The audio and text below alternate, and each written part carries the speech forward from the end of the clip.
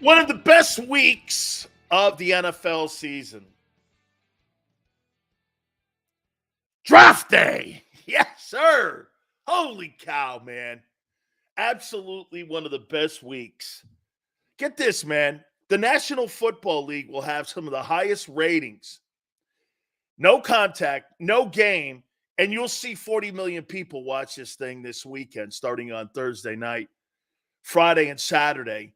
And the NFL just owns the offseason.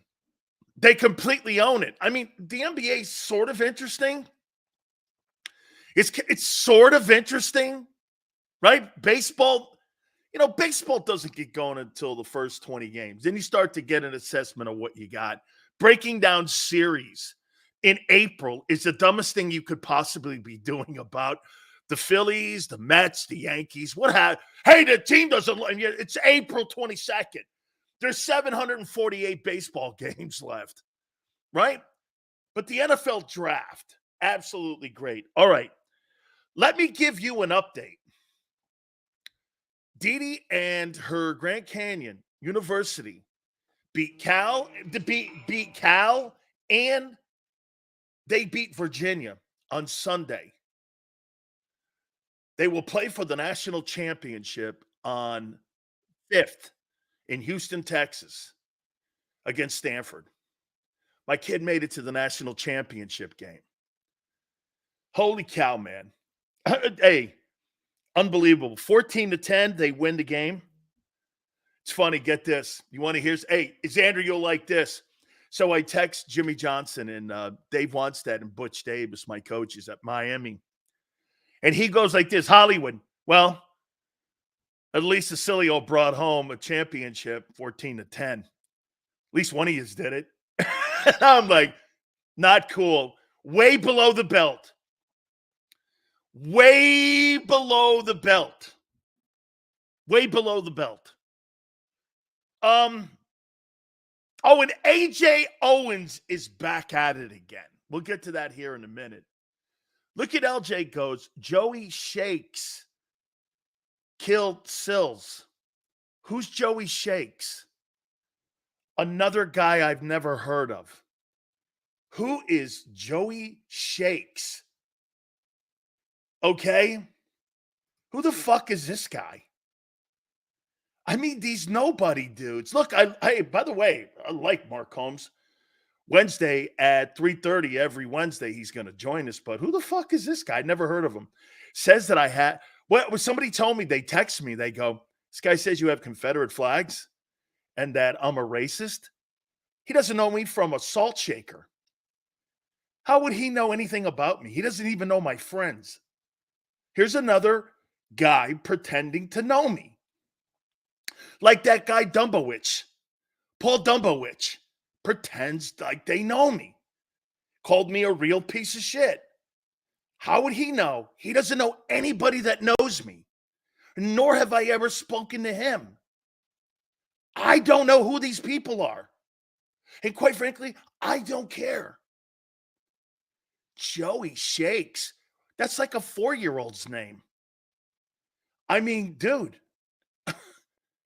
It's like and a guy going on a rant about somebody else is really weird. Where have you ever heard me pick a guy out that I've never known and I don't do that. I don't care. I've never heard of this guy. Quite frankly, I really don't care either. Talk all the shit they want. Great. That means they're listening. What was he, upset because I took a shit on AJ Owens? Oh, I see AJ Owens posting something about Tom Brady today. And I mean, this guy just loves drama. This guy's a woman. Honest to God, man. Grow a pair of balls. You have no balls, guy. You act like a child, too. Okay? Like a child. LJ, I don't care who he's affiliated with.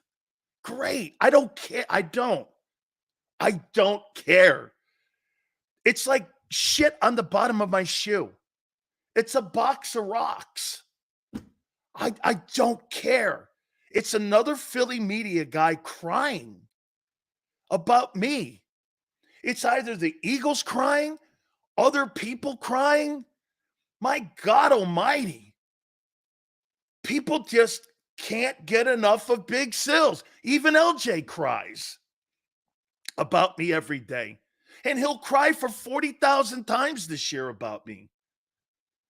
I mean, I don't know what it... Hey, do I really bring that out in people? Okay? Do I really bring that out? I don't care. I don't... Look, hey, I've wasted enough time on some dude named Joey Shakes.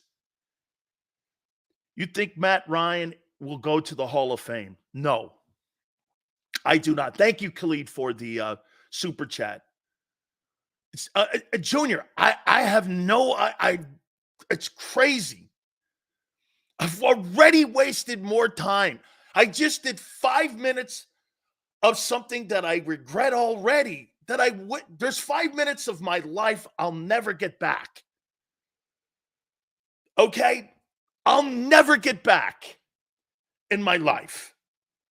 Holy cow. Hey, you mess with Big Sills, you get effed. That's what he says. That's Xander. Okay? Sills, it's just that your takes are getting so outlandish that everyone hates you. Then why do they listen to me? LJ, if you hate someone, you ignore them, don't you? You ignore them. You don't comment on them or have rants on them. If everyone hates me so bad, why do they watch and comment on me? Ask yourself that. I don't get it. Can't ignore anyone? All you have to do is click. Leave. Dude, I have never had more nobodies, coast to coast, since I've been doing this platform, comment on me. Quite frankly, I've grown not to care. By the way, Angelo Cataldi will be with us tomorrow. Okay? And we're still waiting. Gary Cobb is going to be joining us, I believe, at 4:30 too. So our normal guy. I've never seen any. The A.J. Brown nonsense about a trade being team, I am told, has thoughts and has an early talks about possibility of an extension. Howard Eskin. Well, I'm sure that, hey, brother, I'm sure that the Eagles put that out there, that they're possibly working on a contract extension so they can lower that cap hit. Okay, burn enough bridges and you end up on an island. I don't give a shit. I enjoy being on an island. I never leave the Dan cave. I don't go anywhere. I have no friends. LJ, I've lived my whole life like that because people are untrustworthy. You can't rely on them. You just can't. You can't rely on friends. They'll always let you down. I mean, dude, I come here to talk to people. And LJ, if people like, what's his name? Joey something has a comment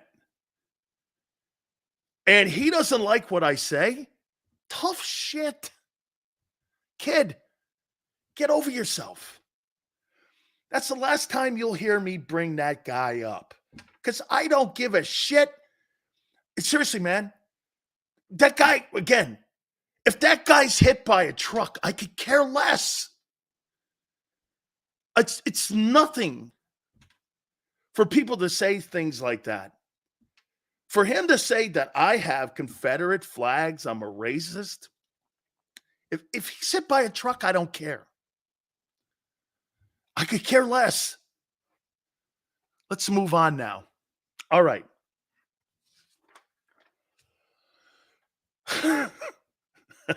More than I really wanted to open my show with. I was in a good mood. I mean, I was in a good. And by the way, you know what's really changed? I used to think that 100% of the Philly fans had a backbone that was like a cast iron steel spike. Some of you have the backbone of a jelly bean. Honest to God, man. Some of you have the backbone of a jelly bean. If somebody says something that's critical of one of your guys and you don't like it, it's like you're their girlfriend. You defend these guys like a girlfriend. I mean, hey, here's another great example of that. See a guy like this right here, like Prince. Sills is a racist? Really? With all the people that come on this program and that know me, really? My close acquaintances all know me. Okay? Now, I like what LJ just said here. We defend the Birds the same way you defend your Hurricanes. But LJ, I'm also exceptionally critical of my Hurricanes to the point where I got kicked off campus and I wasn't allowed because of that piece of shit, Al Golden. Okay? Dan, you should care if the truck is okay. Thank you, Hollywood. It's euphemism too, okay? Relax, folks. Okay, you talk about them like a girl who gossip. Hey, Perez, whatever, guy. Remember something. They come here. They talk about me. I don't give a shit about them or their platforms or how many people watch. All I know is this. Everyone gives a shit what I say because they get up in the morning after reading a dirty magazine, clean themselves up, and then have fantasies about putting rants on about me. And I've never met you, nor do I want to meet you. Okay? Look at Dave. This is a Xander. Look at this one. I defend you, Sills, but I still don't like you. That's a Philly guy. Hey, Dave. That's a Philly guy. That's the kind of guy I like talking to. That right there. Right there. Yeah, this guy, Joey Beans, has fantasies about me. This guy sits up in the middle of the night. Wow, Dan Sileo. How do I get to be like that guy? Man, I've never wished I was another man in my entire life. Oh, wait, Superman. That's the only guy I've ever wished I could be. It's Superman. Superman's the ultimate superhero because he flies. So that's the only guy. Okay? That's the only dude I've ever wished I could be was Superman. Jesus Christ, man. Holy cow. All right. The New England Patriots have received calls from Howie Roseman at the number 3 pick. What does that mean? Now, again, it's being reported that Howie wants to move up. The question is, to what does he want to move up to? I don't really think there's anybody in that draft that makes me want to go to 3. Unless it's a trade. Folks must have forgot Jerome Brown was your dude. How can you call you a racist? Hey, Sean, don't try to make sense. Hey, don't try to make sense with some of these idiots. Okay?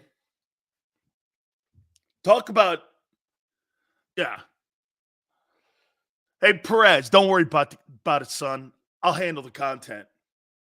Thank you. I'll handle the content.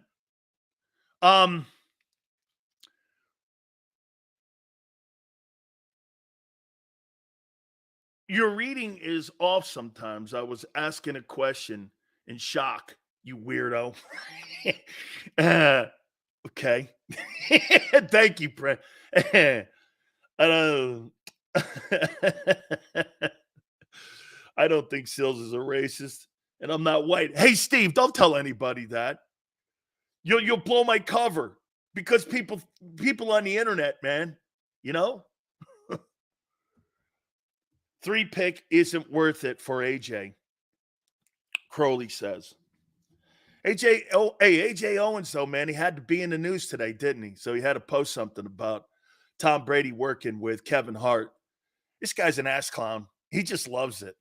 This guy's like Joey Beans. These guys like to be noticed or want to be noticed. Like Joey Beans. That's that guy's name now, but Joey Beans. Yeah, called me a redneck. Really? Redneck? I've never seen a Confederate flag until I got down to Florida. I only saw them in like books and shit. I'm from Connecticut. Connecticut? Raised rednecks in Connecticut? Where? Joey Beans. Whatever, dude. Whatever. Good luck to you, kid. I hope everything works out for you and your boyfriend. I hope it's all good, man. Oh, man. AJ Owens. So AJ Owens is getting upset with me. And he knows that I keep his little narrative going. He wants it. He loves it. Big Seals is fueling his trending. You're welcome, kid. You know why? It's what you do with children when you want to put them in play school and you know that they'll bite on it because you know why? They're immature and they're not leaders. Do you know how many people were on my Twitter over the weekend crying about AJ Owens? The guy's really not done anything wrong. And and I'm like, what do you mean not done anything wrong? He hasn't done anything to win a championship. He's the best player. I could see if a guy was non-productive. And I'm like, non-productive? He's had career years, and it hasn't mattered. And you've paid him $50 million. You've paid that guy $50 million. Is it worth it? Championships are what are worth it, not his individual numbers. I don't give a shit about his individual numbers. So, hey, here's Marshall. Okay? They're on your ass, Hills. Stop making those fools mad. I'll do my best. I'll do my best. I'll do everything I possibly can to make sure that, that we do our best. All right, let's get into the topics here. What should Howie do at 22 this week? And I suggested this, and I posted a video. One of the moves that I would like to do is send AJ Owens to Denver in the 53rd pick for Surtain. That'd be my ultimate. And you still get your 22. Okay? And you can actually trade up using the 50th pick and 22 to move up to whatever he's looking at getting. And personally, I look at the corners in this draft. There's not one corner in this draft with the ability of Patrick Surtain. And if you go back into history like we did last week with Howie's drafting, I'm going to show you something. This is Howie Roseman's last 8 drafts. This is his last 8 drafts on defense. With first and second round picks. Get this. Dad says that's just dumb. Let's trade our best player and create another hole. Where are you going with him? Once again, Daz, Trading your best player. If your best player on offense isn't your quarterback, you don't have an offense. You know the reason why the 49ers didn't beat the Kansas City Chiefs? It's not because they don't have talent on their team. They do. They don't have a good enough quarterback. I'm not saying you have to have Patrick Mahomes, but you have to have a better quarterback to win games. And they don't have it. San Francisco's not going to win a Super Bowl with Brock Purdy. He's not good enough. He's just not good enough. If you don't have a good enough quarterback, and you're telling me your best player is a wideout on the perimeter that touches the ball 5 times a game, you'll never win a Super Bowl. Those guys do not create championships. Those big money wideouts. Get this. Teron Arnold versus Patrick Surtain. Not in the same conversation. Get this. Okay, AJ or LJ, tell me this. Who are the top 5 wide receivers in the NFL? Right? I'm curious. I would like to see who you think the top 5 wide receivers are in the NFL. Who are the top 5 wideouts?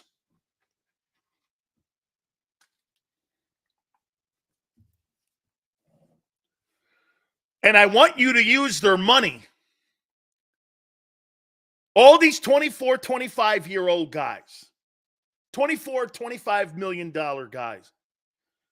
Hey, Justin Jefferson.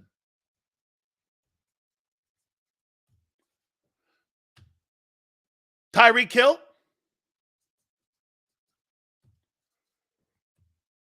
A.J. Brown. Devontae Adams. CeeDee Lamb.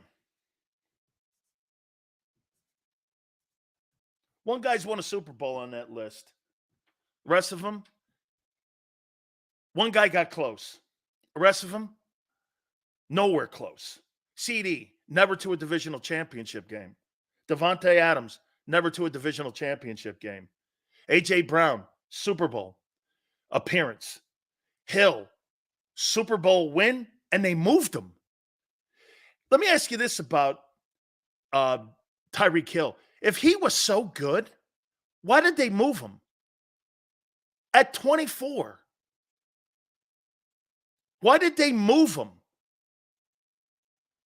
If that guy's so good, why did they move him? And Justin Jefferson will never get to a Super Bowl. Every one of those guys that you guys named has no impact. Shit, you could put Deebo Samuel in there. Zero.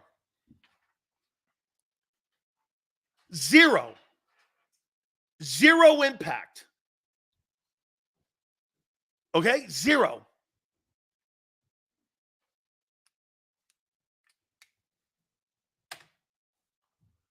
And you want, okay, your best player will never win you. As long as A.J. Brown is on your team, you'll never win a Super Bowl. Okay? I could do this to you too. When I told you guys to go after McDuffie, you all scoffed at me. I said, that kid's going to be a Pro Bowl player. Kansas City got him. He was so good, they moved off of Snead because Snead wanted more money. They said, forget it. Not happening. We think the kid, McDuffie's better than Snead. And he is. And he is better.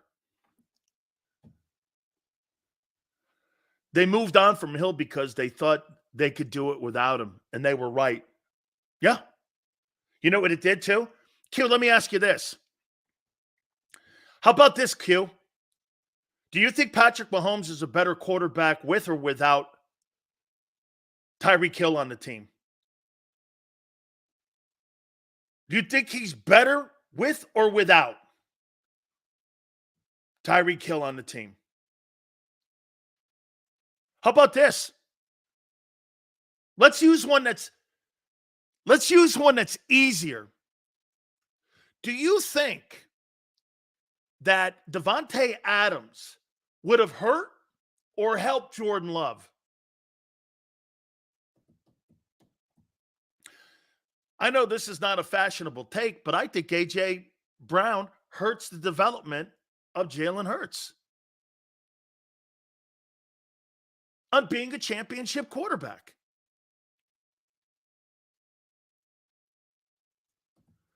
How many people believe? Look at Devontae Adams not on that Packer team.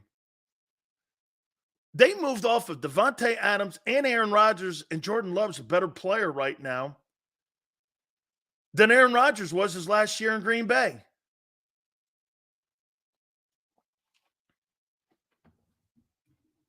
It's not a hypothetical. He threw for 4,200 yards, something your guy's never done.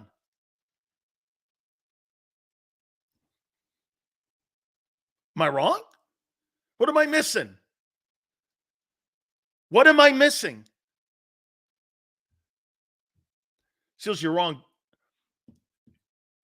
3 explained bum quarterbacks like Dilfer, Foles, Flacco were not talented as Mahomes and won Super Bowls, so they can win with a decent quarterback.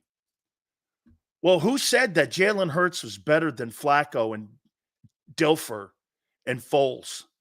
Who ever said that? I don't believe he is. I think he's a good player, but I don't think he's better than Joe Flacco when Flacco was in his prime. Have you ever seen Joe Flacco's postseason record? He's actually gone to New England and won. You guys make it sound like he's some sort of star. He's not a star quarterback. Let's do something here. Wait, let me here. I'll do something fun with you here. I'll do something fun here.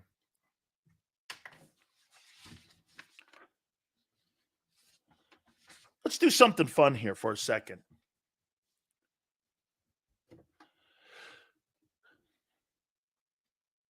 First 4 years in pro football, who do you think has the advantage here? 14,191 yards versus 11,764. Wentz or Hurts? Who has the advantage?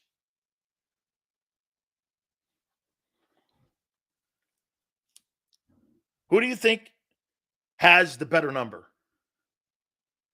14,191 passing yards and 11,764. Who has in the first 4 years being in the league?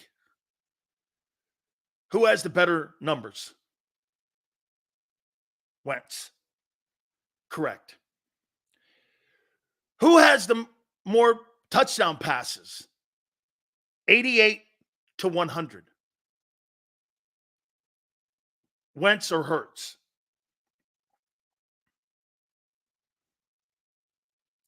Correct. Wentz. Who's thrown 35 INTs and who's thrown 34 INTs? Wentz or Hurts?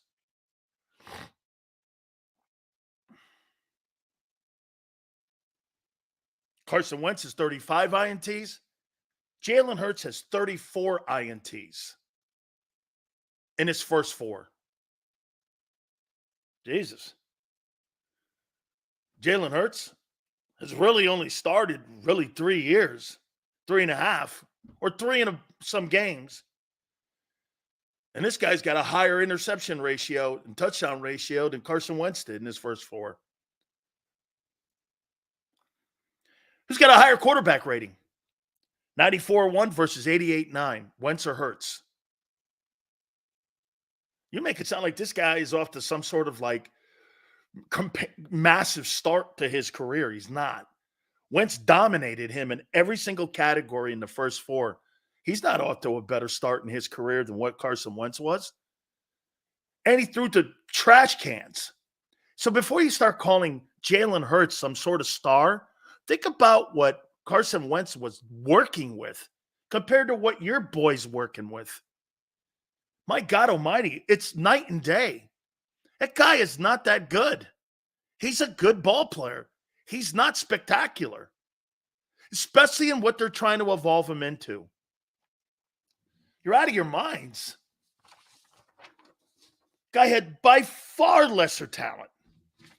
I'm not going to continue to go into that. Stop making an excuse for a guy that's not as good as you think he is. I mean, give me a break. Okay? I mean, ridiculous. Rushing TDs have no impact in winning a Super Bowl.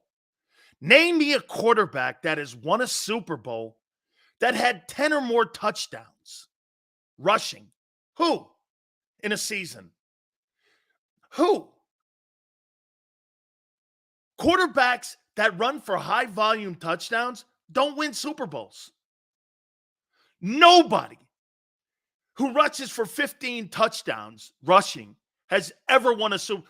I don't think anybody has ever done 5.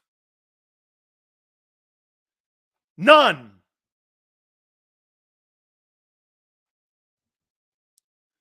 Rushing stats mean nothing on winning Super Bowls. Zach Wilson to Denver also Hurts with Wentz's pre-injury ability is an all-star. Wentz with, hey, can we put that super chat up there? I want to make sure I get that. The last one, Xander, if we can, please. We'll get that super chat up as soon as we can get that up just repost it again too. Xander might be busy right now. So Hurts outperform. He lost. He lost. Outperformed. That's why he's 2-0 in Super Bowl play the last 2 years. He's won 3 of the last 4. Give me a break, guy. Okay? Don't ever. Hey, the guy who put up the last super chat, can you please repost it? Xander must be busy. It's all good. Just let me see here. Jordan Love in his first full season starting through for more yards with the worst receiving core than Jalen, who has AJ and Devontae and Goddard. And yeah. Hey, Xander, can you get that last super chat up for me? I want to make sure. There we go. Zach Wilson to Denver also Hurts with Wentz's pre-injury ability is an all-star. And Wentz with Hurts's intangibles is an all-star. Both not complete. Okay. Hurts 0-3 postseason when defense gives up more than 7. Interesting stat. Carson is a better passer than Hurts will ever be. The Broncos just got Zach Wilson. I'm not sure what to say about that. Great. Sure. Jeff goes, Sills, do you see the Eagles signing a running back? I do. I do see that. Jalen had to deal with a terrible scheme. Eagles had a new green OC in DC. Hey, Paul, welcome to the world of chaos known as the front office of the Philadelphia Eagles when they meddle in shit they shouldn't be meddling in. Do you understand the reason why you won that Super Bowl is because you had pushback from the coaches? You got a coaching staff that has no pushback at all in any way. In any way, when it comes to decision-making that goes on in that building. None. Okay? Zach Wilson, it's Hurts' his dad. Almost. Well, almost. That's not an excuse. The 49ers have a new defensive coordinator every season. Think about that, Hollywood. They hire Steve Wilkes. They make it to the Super Bowl. They fired the guy because they need, get this, they lose the Super Bowl. It's a great take right there by you, Hollywood. Think about this. The 49ers get to a Super Bowl. They lose in overtime to the Kansas City Chiefs, and they fired their D coordinator. Steve Wilkes is a good coach. He's a good coach. And he's the reason they fired him, because he lost the Super Bowl. Fired him because they lost the Super Bowl. Troy says, people don't want to admit Hurts isn't that good means our team won't get to a Super Bowl. One thing Philly has, its loyalty, even if it's blind loyalty. Look at Joel Embiid. They swear the process is working. Hey, you know what? With Joel Embiid, I told you, he's fool's gold. Stop believing in it. It's always something with that guy. I have no faith in that guy ever winning anything. As good and as talented as he is, the only thing that's missing from him and Ben Simmons is that he's a good dude. It just, there's, I mean, come on, man. Why do you talk about a franchise like the Philadelphia 76ers when you know he'll never deliver for you? Talented, great. He's just a guy that won't deliver. He'll go down as one of the best. I keep hearing people tell me he's the greatest center like in the league. Well, show me. If you're the greatest center in the league, don't you have to win something? Wilt, Shaq, Jabbar, Hakeem, all those guys won. What's he done? He can't get out of the opening round. Stop telling me he's this great player. Just stop telling me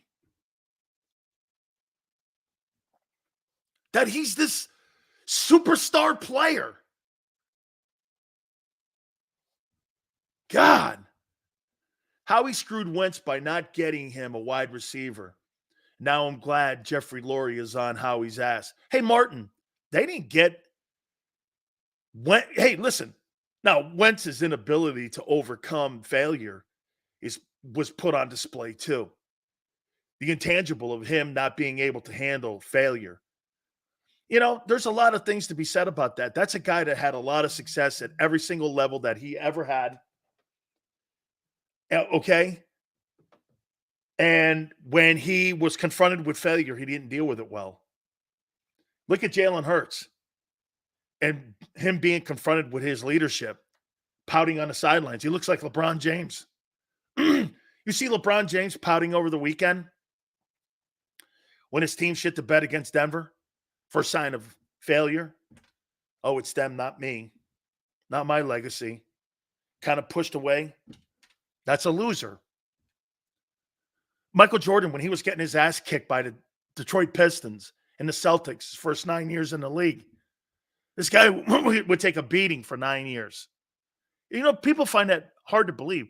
Jordan never won a title for his first 9 years in the league because he was being beat up by Isaiah's Pistons and Bird's Celtics. But he never quit. Guy put 63 up against that Celtic team in 86 that won like 69 games. And don't forget, they swept the Bulls in that series. You know, they always talk about Jordan going for 69 that night. They swept the Bulls. They swept them. Wasn't like that series was close. But he played.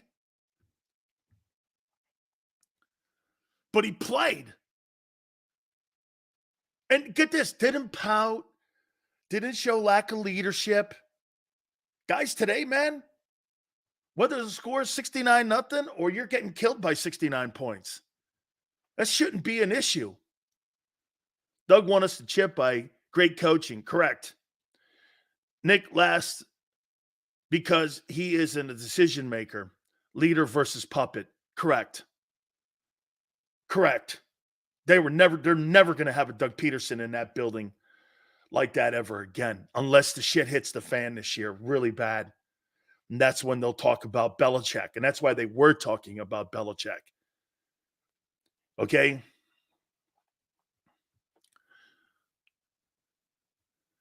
Get this. You don't win an NBA MVP if you're not a superstar. Hey, Corey, do you think that James Harden in his career, you look at James Harden, would you put him up as one of the greatest players of all time? Or one of just the greatest scorers of all time? So an individual award, MVP, great honor. Congratulations. You'll never be considered one of the elites because you have to have both. You see, that's why the metric, winning a regular season MVP, a Super Bowl MVP, and a championship, you got to have metrics to be compared to somebody. Like I would never in a million years ever compare Joel Embiid to Moses Malone.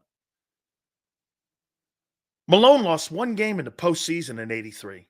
One fucking game. One. They swept everyone. Won the finals MVP. Won the regular season MVP. That dude was a beast. Embiid's never come close to that. Never come close to that. Embiid hasn't even been to the second. What are we talking about here? Okay? But you compare Jalen Hurts to Mahomes. You bet. He makes as much money. He's the face of his team like Mahomes is the face of his. And Senor, who would you rather have me comparing him to? Zach Wilson?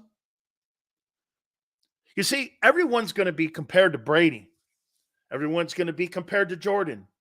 Everyone's going to be compared to Babe Ruth.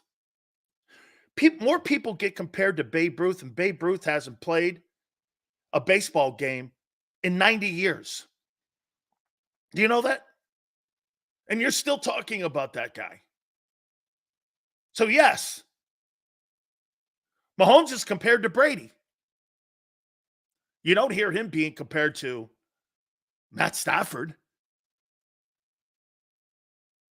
When you're great like that, you're compared with the great. LeBron, Jordan, Jabbar. Yes. So when people tell me that Jalen Hurts, the best player on offense is your wide receiver, you got a problem. You got a problem. Embiid has had terrible management, coaching, and bad roster construction. That's a fact. Well, then get the hell out of town. Okay? Look at this guy right here. Nobody compares folks to Babe. You don't think they compare Shohei Ohtani to Babe Ruth? This guy doesn't know what he's talking about. Are you really trying to tell me that you don't think people have been comparing Shohei Ohtani to Babe Ruth? Because Babe Ruth was the guy who pitched and hit. Really? Okay. Let me show you something here about your Wonder Boy general manager. Here's Howie Roseman's last 8 drafts. Okay?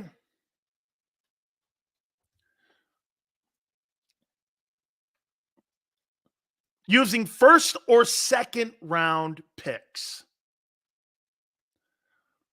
Defensive line, 4.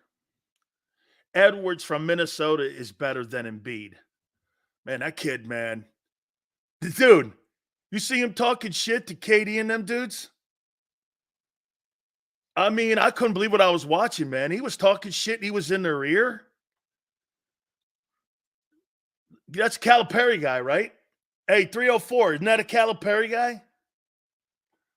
Woo! Okay. Corey goes like this. Your show is relying on getting under the skin of Philly fan. What the hell are you talking about? You think I go to bed trying to get up? Corey, you think I go to bed at night giving a shit whether I make you upset or not? Hoss, you think more highly of yourself. I don't know you from a can of paint, guy. Why in the world would I give a shit if you're upset or not? I got way more things in my life to worry about right now than Corey and Paramus. Dude, you gotta, Corey and Paramus. Or Corey from King of Prussia. Sills under my skin. Sorry, dude. Hey, Corey from King of Prussia. Stirring the pot. It's called sports talk, dude. You know what's funny? When I listen to some of these guys, they think they're actually interesting by reporting the news and talking about draft picks instead of talking about scenarios that Howie's going over right now. They think that reading a newspaper and reading it back to you, I think that's condescending. Don't you? The same stuff that you read on the internet being read back to you, are you 5? That's not entertaining to me. Don't you agree, Corey? Same stuff you read on ESPN or CBS. You think that's entertaining? Having some guy read the same shit back to you and say, there's nothing here. You see, that's called a lack of talent and not very entertaining. Because 90% of these guys aren't. That's why they get mad at me. A report came out saying Howie wants to move up. This is where I'm at. Thank you for putting me back on the ball. Here's Howie Roseman's last 8 drafts defensively. Using a first or second round pick. 4 D linemen. 0 linebackers. 0 safeties. And 1 corner. That's 8 years. They've drafted 5 defensive players. And 4 of them have been D linemen in the first and second round. They spend no equity in building their defense. They could care less.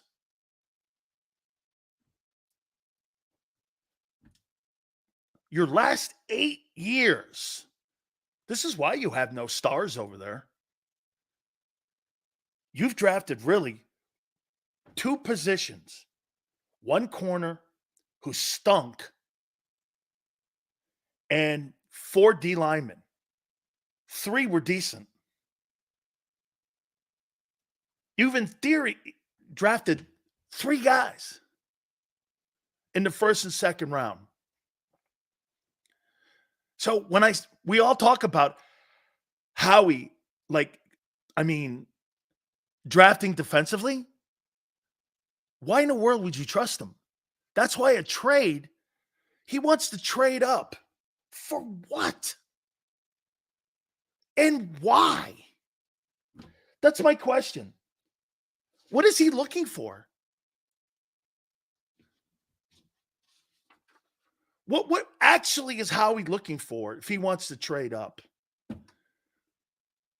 I hear he asked the value of New England's number 3. Like everyone else says, Elliot Wolf made it very clear today that they're receiving phone calls, the general manager of the Patriots, by a ton of teams, gauging the value of what they want to do at number 3.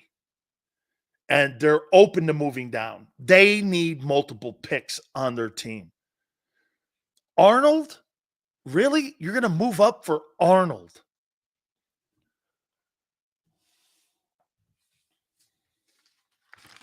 So let's just do that. You're talking about Arnold. This is the Panthers. And Teron Arnold is gauged as a player between the 18th pick and the 25th pick. Why in the frick would you move up 2-3 spots for that? He's the third best corner in the draft. This is where he gets into mistakes. He's going to draft the third best corner by moving up. Really? If I'm moving up, I want the best player at that position, not the third best player at that spot. If we're talking O-lineman, that's one thing, because a lot of these guys have the same grade. Okay, second best, Mitchell. Okay, you want to go Mitchell? Well, that means you got to move to 10, between 10 and 15.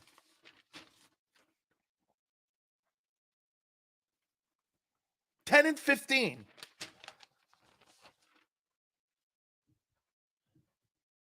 $10 and $15 to move up to get him. And he played at Toledo. Good luck, Howie.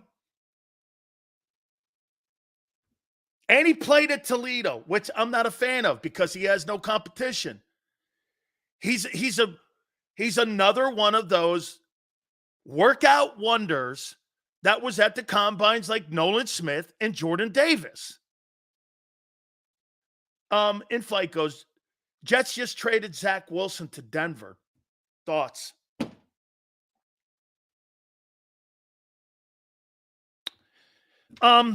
Yeah, what is he moving up for? What are you moving up for? Now you're talking shit on Toledo cornerbacks. Yeah. Actually, I'm talking shit on Mid-America Conference players. Yeah. Nobody drafts from the Mid-America Conference. Nobody. It's not the best talent. The best kids in the country are in the Southeastern Conference and the Big Ten. Case closed. The second best player in the Southeastern Conference is better than anything. Mid-America, Mountain West, Pac-12. I would never in a million years draft a guy in the top 10 from the Pac-10 defensively. They don't play defense in that conference, nor do they in the Big 12. Who is a superstar Big 12 defensive player in the NFL right now? Can you tell me? Does he move up to make a bigger move elsewhere? Q, that's what I'm saying. Maybe we should move to get Dallas Turner. I'm not a fan of that guy. He's not Will Anderson. You put a tight end on him, a running back on him, he's blocked. He has to be in open space. Personally, I think he's got bust written all over him. Jared Verse, one thing I'll tell you, Corey, that I'm really liking about Jared Verse. What's been the trend?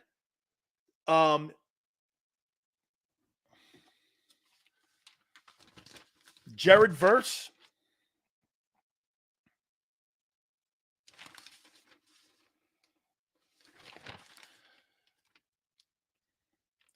You have to move to 8. Or would you move there to go to Chicago and go to 9 again with Chicago and take Verse at 9? Here's what I like.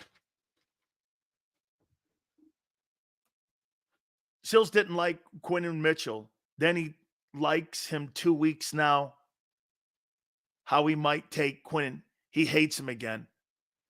No, I said that I'm starting to warm up to him down in the 20s. Yeah. I'm not moving up to 8 to take him. Do I think he's a first-round pick? Yeah, but he's not a top 10 pick. As a matter of fact, if you would have listened to me, you would have had the kid Lloyd and we would have had McDuffie and you'd have had the kid from Notre Dame on your defense. Instead, you went in these other cockeyed ways and you drafted bums. Let's take a look at that. Here's Howie, since he's been the general manager and got the job put back in his hands after they stripped Chip Kelly of it. Here's been his first round picks. Derek Barnett, bust. Andre Dillard, bust.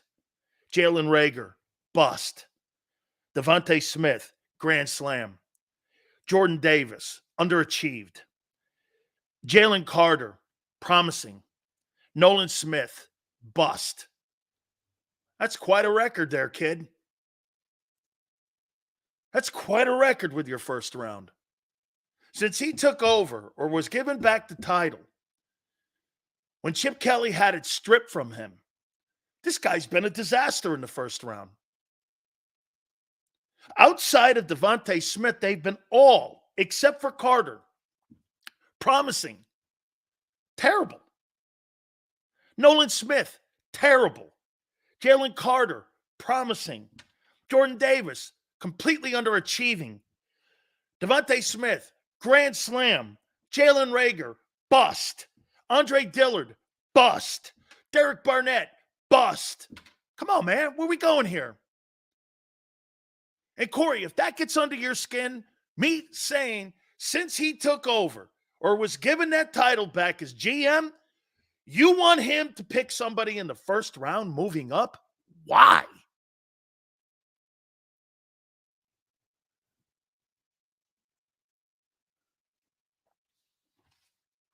Why?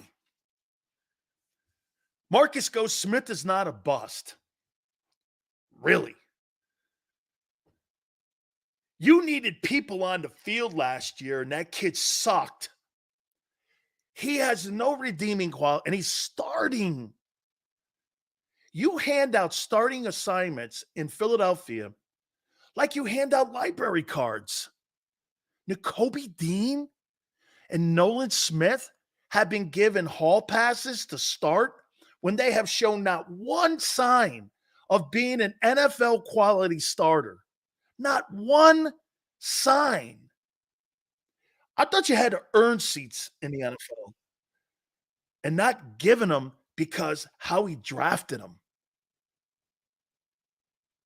There is not, dude. Look at what I just told. Like I'm trying to figure out what he's looking for. He's not been good.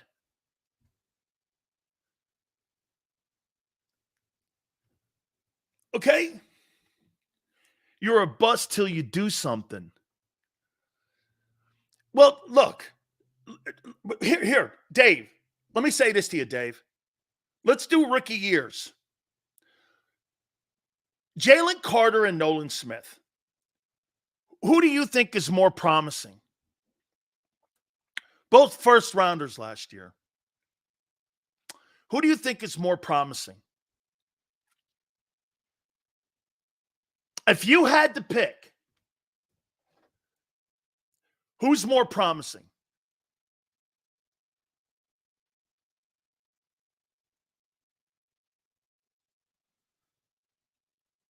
Who's more promising?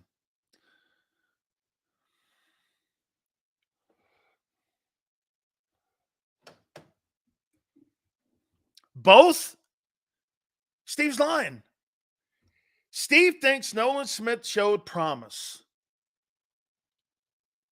Between Jalen Carter and Nolan Smith, who were drafted last year in the first round, who showed more promise?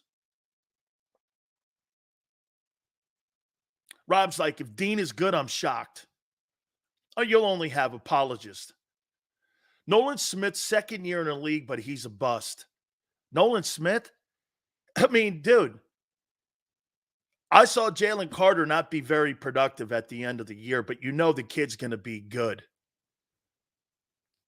Jalen Carter, in my opinion, has got a great and promising NFL career ahead of him.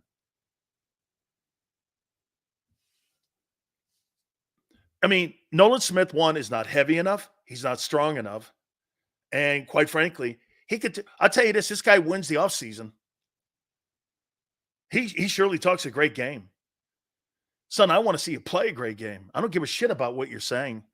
Workout videos, all that stuff. Go play a ball game, kid. Go play a ball game. Look at those draft picks again. But then look at what he invests in. In the last 8 years with Howie, 0 linebackers, 0 safeties, 4 D linemen used in the first 2 picks. These are the first round or second round, and 1 corner. He's drafted 5 players in the first and second round in the last almost decade. And you expect to have a good defense? How? You expect not to be on a revolving door of mercenaries every other year? Jeff Kerr brings this up all the time. It's not sustainable. Zach Wilson got traded to Denver. Hey, folks, Khalid, I appreciate it, but that's not news. That's not news. DB goes, Nolan Smith is the same size as Hassan Reddick and will never come close to having the career Reddick had. Ever. Ever. I mean, you can't dispute Howie's first-round pick since he was given the title back since Chip Kelly. Howie's a great general manager. Dan Sileo's jealous. The Eagles didn't draft. Here, let's stop this right here. He thinks this is Howie drafting great in the first round. What do you think the chances of Howie hitting on a guy on Thursday night? Derek Barnett, Andre Dillard, Jalen Reagor, Devontae Smith, Jordan Davis, Jalen Carter, and Nolan Smith. And do you know you actually have people in Philly that say that he's actually had a great draft the last 3 years?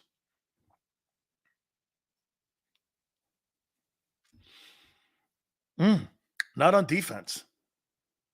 Not on defense. And to be candid, the last 3 years, Landon Dickerson, Devontae Smith on offense. We'll see what camp turns out to. It looks good. Defensively, garbage. He's the worst draft evaluator for a defensive general manager in pro football. By far.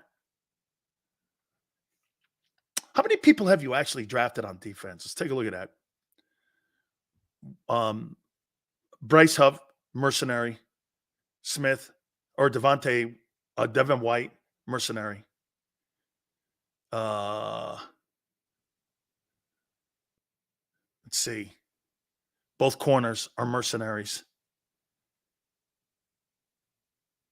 Gardner Johnson is a mercenary trade. Then free agent. So 6. Thank you, Jersey. Sills, you had connection to the last D-line coach. Is your stance on Smith based on insight or opinion? It's based on talking to both Tracy Rocker and Clint Hurt. A first-round pick not getting on the field is bad. Yeah. Talking to those 2 guys. Tracy Rocker thought he was too light and not physical enough.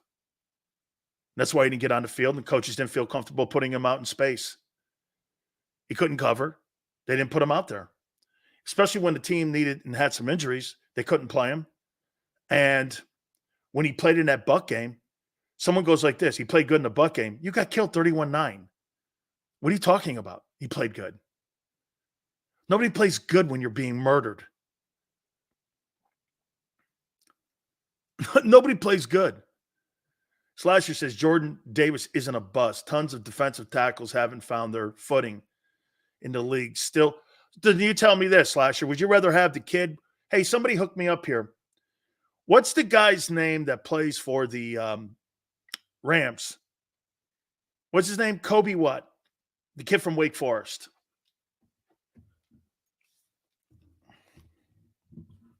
Who led rookies in sacks? What's the kid's name that the Rams drafted in the 3rd round? Kobe Young? Is that his name? Thanks, Gabe. So who would you take? Kobe Young? Oh, Kobe Turner. Thank you. Kobe Turner from Wake Forest. Had like 9 sacks. Would you take him? Or would you take Jordan Davis? First year.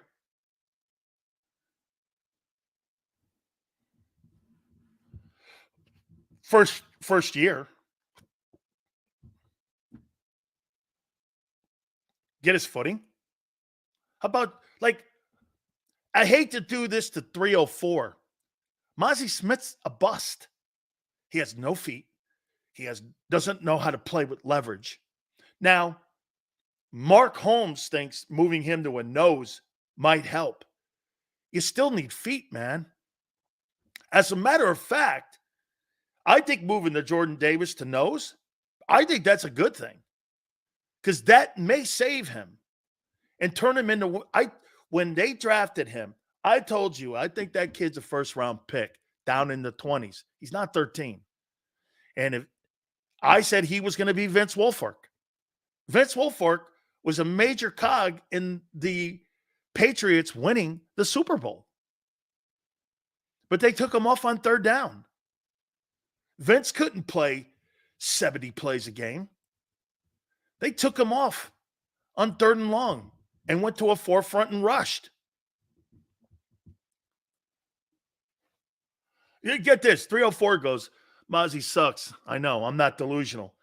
These people will still try to tell you that Jordan Davis has lived up to the 13th pick, which he hasn't.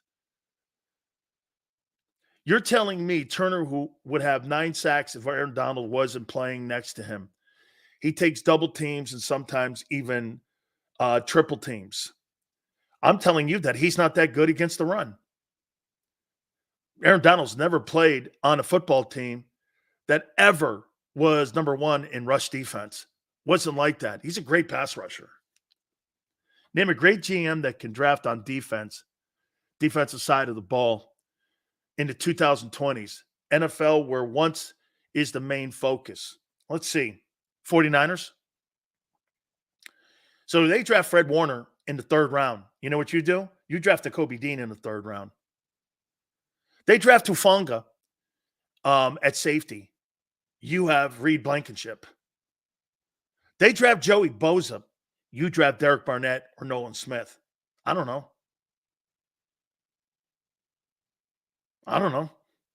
Is it just me? Do you want me to do the Jets? Do you want me to do the Patriots? Do you want me to do those guys? I can do those guys too, you know. Do you want me to do the Baltimore Ravens?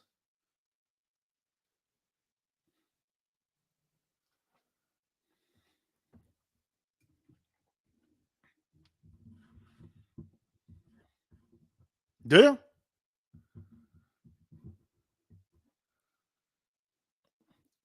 Eagles do not draft the number 1 overall. The Eagles don't draft, period. What are you talking about? I showed you what they do on defense the last decade. 4 D linemen, 0 linebackers, 0 safeties, and 1 corner in the last 10 years since that guy's been GM again. He's drafted 5 guys in 10 years in the first 2 picks. They don't care about it. They don't even care to make an effort about it.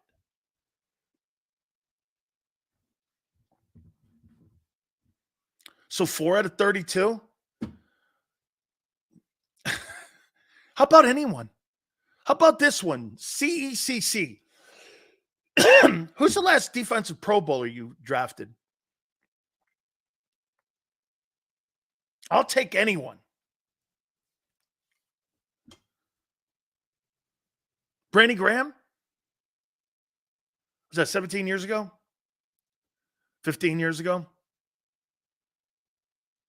Fletcher Cox? That's on the team now, guy. That's on the team now. Josh Sweat? Brandon Graham. That's 5 years ago and 15.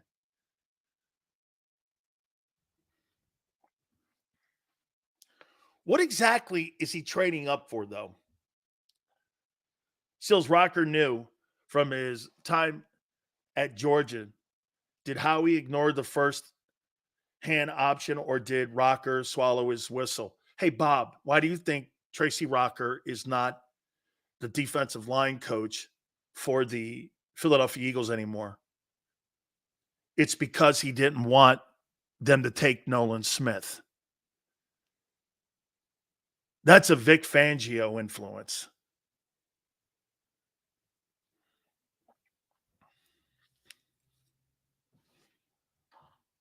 That's the type of player that they're looking for. That Reddick, Bryce Huff. Remember what Howie said, the last 3 drafts, Vic Fangio has had some impact and influence on our defenses the last 3 years. That was at his press conference, he said.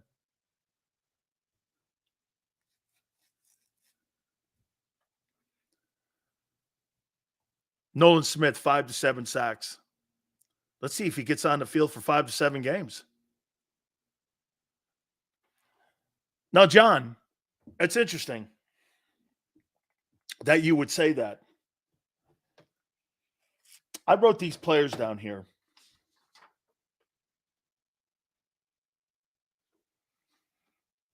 Let me find that list.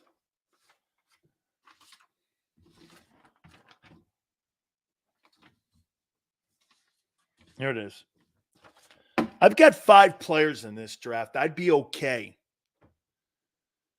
with them selecting in this draft. 5 players. Nolan Smith played 16% of the snaps. Damn. First rounder? Awful. That's the problem when you draft for need instead of best available. That's correct. What's he going up for? I can't wait to see this. I mean, if it's an offense, I feel better with him. Actually, you want to hear something dirty, D? I actually feel better with him. And picking, if he went up and got an offensive tackle, I would go like this. Great. The chances of them landing on an offensive tackle, a guy that can help right now, you move him into guard and put him at the right guard position, I'd be okay with that because the failure rate is low. In this draft, the failure rate would be low. How are we going into the draft to try to find a corner or a edge rusher is disastrous. You know why? His track record speaks to it. You want to draft a wideout? That's even more disastrous. I mean, that's even more.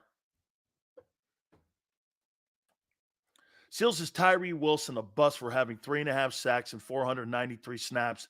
Nolan Smith had 1 sack and 188. That guy got on the field, though, didn't he? Nolan Smith couldn't see the field. In a football team that was 1-7 down the stretch, he couldn't get on the field. When he had numerous injuries at that position as well. Constantly, get this, they played guys other than him.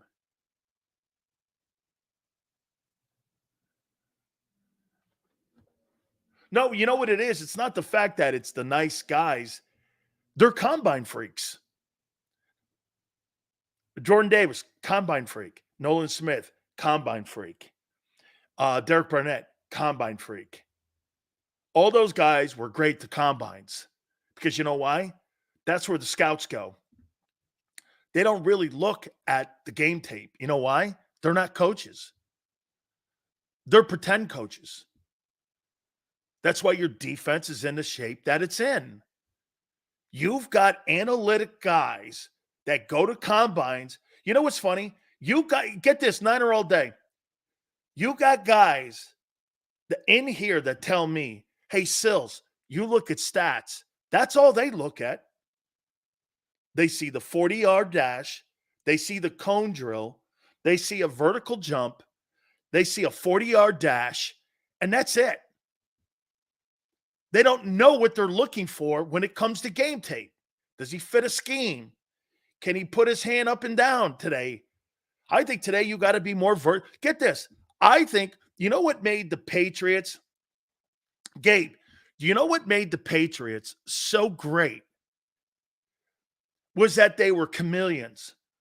1 week, Bill Belichick on defense would play a guy like Teddy Bruschi or McGinnis, Willie McGinnis. Remember him? 1 week they would play him in they'd play him in a 34. The next week they'd put him with his hand down in the dirt to make mismatches. I think you have to have more of that in today's NFL with these high-powered offenses and these schemes that people come up with. You've got to be able to have versatility. I don't think you could just line up in the 43 and the 34 any longer and beat people. I think you've got to be creative with your personnel. 1 week 34, 1 week 43. And I think you've got to have that versatility. The Teddy Bruschi's. That's why Bill was so hard to defend. 1 week he would go. How many times did you see a guy? Amoeba defense. Absolutely, Dave. That's right. Hey, Dave, do you guys remember there was a running back that they had 1 week? This was about 5 years ago, the Patriots. They had a guy go for 215 yards. Next week, he was not active. He was not active. Everyone went, Bill goes, he didn't fit the scheme that we were going into matchups. That's how you win ball games. That's how you scheme teams. That's how you scheme people. That's how you beat people. Okay?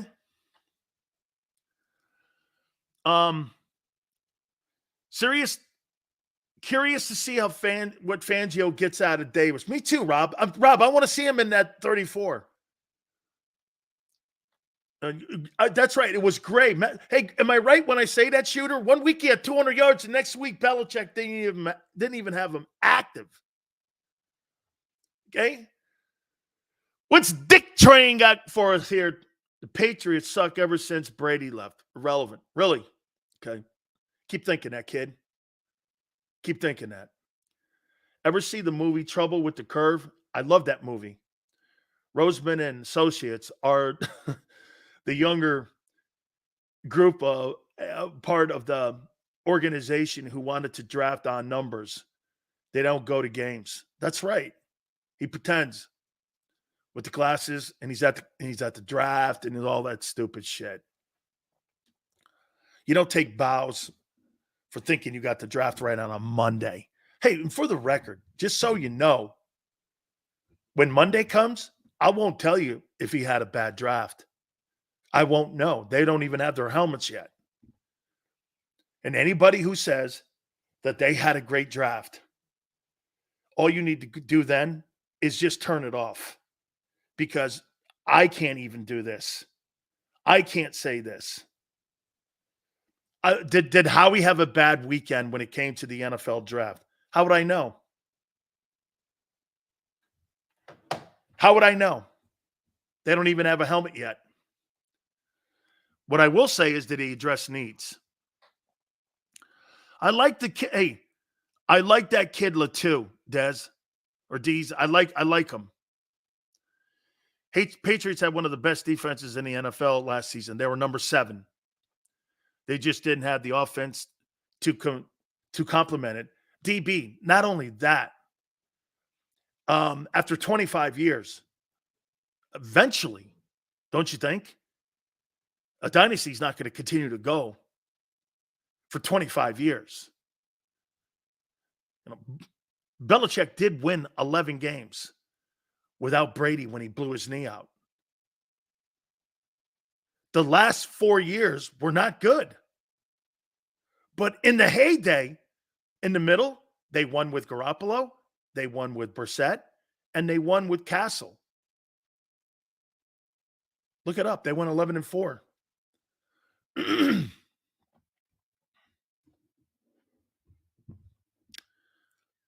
Sills, I agree. Davis has not lived up to his first-round draft position. But let's not forget, that you were exact that Davis were selected. Put that back up there again for you, man, if you can. Repost that again if you can. Okay. Sills, I agree. Davis has not lived up to his first round draft position, but let's not forget that you were exact that Davis were selected. Can we agree that Davis was right pick and has not produced? Yes, he has not produced. If he was picked at 22, he's produced. Picked at 13, not near. He needs to be Fletcher Cox. He needs to be Fletcher Cox. I will say this to you, and plus how about this one too? The last 6-7 games of the season, I agree with Brian Baldinger. He shouldn't have been given an Eagle uniform. He was a disgrace. Flopping around, laying on guys, laying on the ground, no impact at all, getting blocked, getting turned around. They weren't even doubling him. He was just getting blown off the ball. 3 yards, 4 yards off the ball. Brian Baldinger said it. Why is that guy playing? And the Eagles played him because Howie drafted him. And the coaches, get this, and the coaches have to play him because Howie tells them to play him. I would have put Milton Williams' ass in there. But the coach don't have to say. Not when you get the roster from Howie Roseman.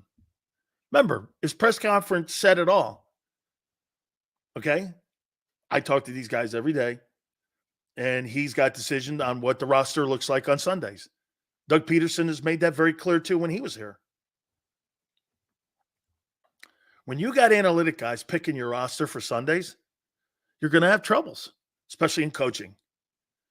Coaches can't coach the people they want to coach. You understand? Why do I have to spend time on the Kobe Dean? If I'm a linebacker coach in Philly, why am I coaching him? Because Howie wants me to? Why am I coaching Nolan Smith when he's not ready? Why am I doing that? Why am I wasting my time? You want me to develop guys who can't be developed. That's a waste of time. It's a total waste of time. I mean, yeah, I wanted them to get Kyle Hamilton. They went Jordan Davis. Okay. Why? I wanted you to, where you had those 2 first-rounders, I wanted the kid Lloyd and McDuffie. But he didn't want to draft defense like that. He wanted to stick in the tackle. You know what? I don't blame him for going in the lines because they've had success in the lines.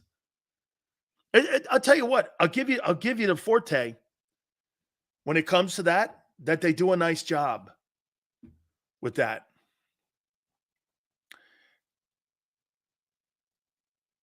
AJ kind of let the cat out of the bag, in my opinion, with that Seattle performance last year. I'm so sick of that guy. Okay, I am. Sills, what year was it when the Pats won 11-5 with Castle? Junior, I think it was the year Brady blew his knee out in the opener against Kansas City. I believe it was, I think Brady blew his knee out in the opener in Kansas City. Does that sound right? I can't remember the year. But they won 11-5 with Matt Castle. And you want to hear something even crazy, Junior? Matt Castle never started it down at Southern Cal. It was all Matt Leinart and Carson Palmer. He never started. And Belichick drafted him like in the 7th round or something like that. Never drafted. I mean, never started at USC. And he did more with his career than Matt Leinart did. Because Belichick developed him. Think about that for a crazy. Hey, Junior, think about this. You know when you got people going like this, Belichick didn't do it. He took a guy who never started a down in college, and the only other time he ever started was when he started in the NFL, when Brady got hurt. Then he goes to Kansas City and wins a divisional championship for the Chiefs. Signs a mega deal All because Josh McDaniel and Bill Belichick developed him in New England. And he signed and had a better career than Matt Leinart did. And Matt Leinart was the 11th pick in the draft. I'm just curious, dude.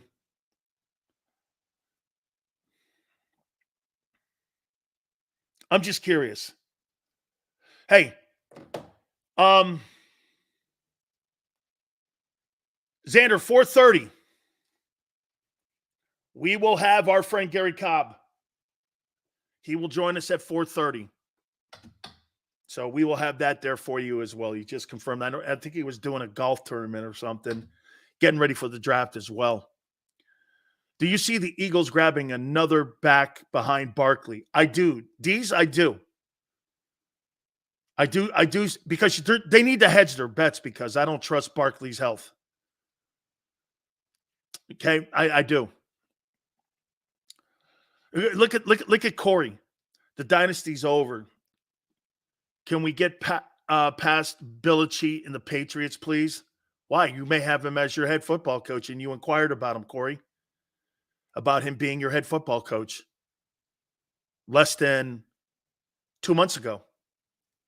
How could you get over Belichick when they almost hired him to be the Eagle head coach? Why in the world would you get over a guy who they made a call to become the head football coach? And I don't give a shit what he did. Resulted in 6 titles? Congratulations. Hey, you want a first rounder for 6 rings? You bet I'm in. You want me to cheat to get a Super Bowl? Sure, no problem. Well, that's what you call it. I don't give a shit about that stuff. I could care less about a guy scuffing a football or pressure in a football. Really? You got to be kidding me. Okay, so wait. Gaylord Perry threw Vaseline, scuffed baseballs, won 2 Cy Youngs, and is in baseball's Hall of Fame. No one had a problem with him doing anything.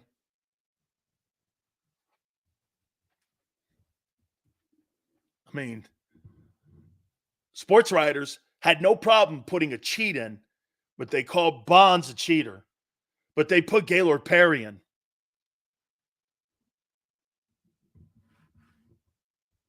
Cosmo, think about that. Bonds is a cheater for something they don't even know what they're talking about. But they voted Gaylord Perry in, who admitted writing books using Vaseline to win 300 games and Cy Youngs. And they still voted him in. Huh. Oh, I know what it is. Selective selections on how you see people. Or maybe it was because Bonds was black. I don't know. Had to be something because you put a cheater in.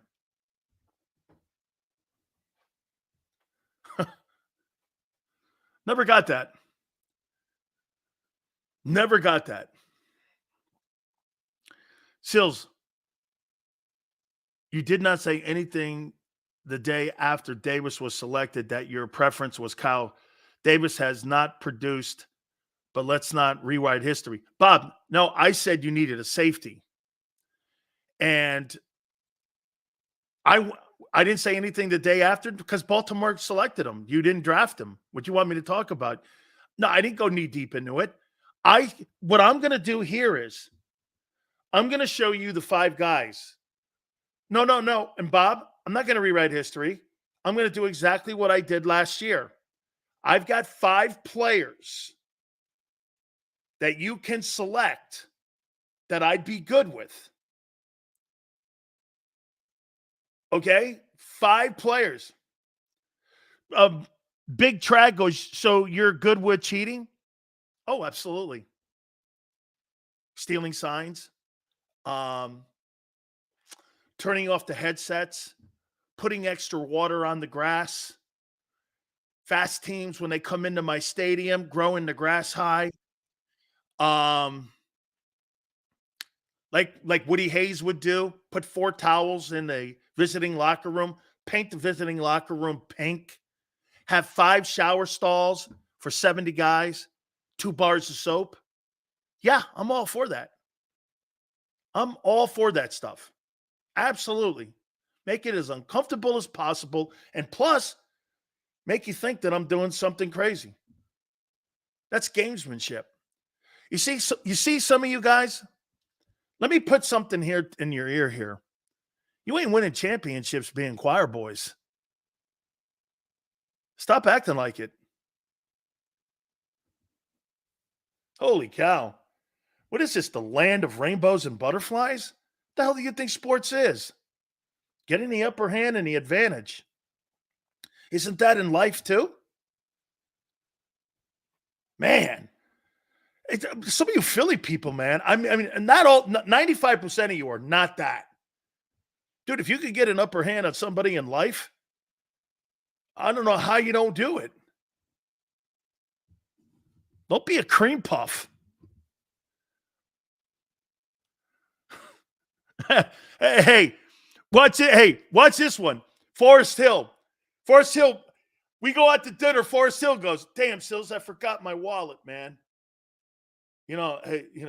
Oh, okay. You got me, Forest Hill. You got me. Right? Extra water on the grass. Sills, you don't stop, huh? No, you know who? Wait. Marshall, you know where I got those from? Al Davis. Al Davis told me. Here, Marshall. When the Chargers, when they had John Jefferson and Al Joyner, and they had all them dudes plus Dan Fouts, you know what they would do? They would water the field. They wouldn't mow the grass because those guys were so fast. Wes Chandler, too, was on that team. And Chuck Muncie. They would water the field and keep the grass high so they weren't as fast. Al was notorious for You know that rule that if one side headsets are off, the other side has to shut theirs off? That's an Al Davis rule. Al used to shut the headsets off at the Oakland Alameda County Coliseum when the Steelers came in. That's all Al Davis stuff. I love it. Then Belichick picked it up, started doing shit like that too. Hey, what was the old one? Xander, do you remember what he would do? When the Buffalo Bill, Sean McDermott finally addressed, he finally addressed it. When the Bills would come out and warm up, the Patriot cheerleaders would start doing their exercises and getting ready for the game right in front of the Bills. And McDermott goes, get out of here. Get these girls out of here. Get them out. I know what he's doing. Hey, we get the cheerleader. Finally, he got the cheerleaders out of there. I think it's brilliant. Yeah, you got that from our Super Bowl. Can't get over on me. Oh, your Super Bowl. I forgot. Andy rolled out a brand new field every time Kansas City had the ball. And then they rolled the bad one out when the Eagles had the ball. Scoop and score, scoop and score. Scoop and score. Scoop and score. Slasher, he was at a certain point of his career. Do you really think 24, 34, 44 Brady are the same players? No, he just was smarter, Tom Brady. He was just smarter. Absolutely, man. McDermott's going to be our new DC. No, Twiz. Bill Belichick's going to be your new defensive coordinator. That's who it is. Hey, Sills, how about that new A.J. Brown contract coming? Congratulations to you. I hope you sign him. You'll never win. You'll never win.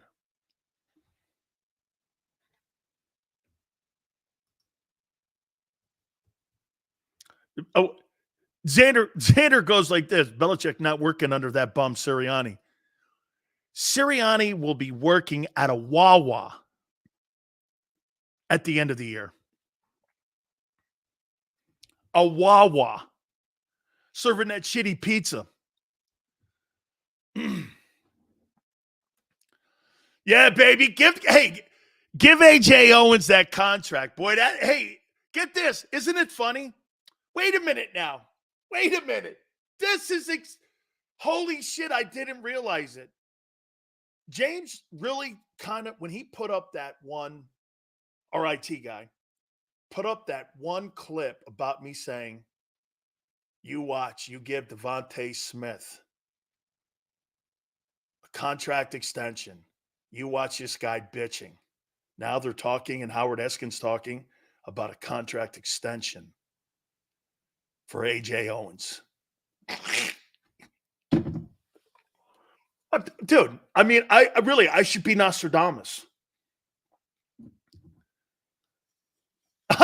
I should be Nostradamus. I called it. This guy will start belly aching and crying for more money. And now the Eagles are thinking about giving him, according to Howard Mouthpiece, a contract extension. This is classic. Xander, this is way too easy. This is easier than I thought. Wow. Let me, oh my God. Wait a minute here. Smith gets new contract.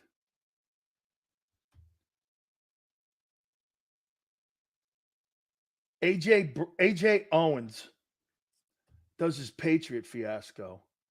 Patriots call about his availability. He takes that explanation down.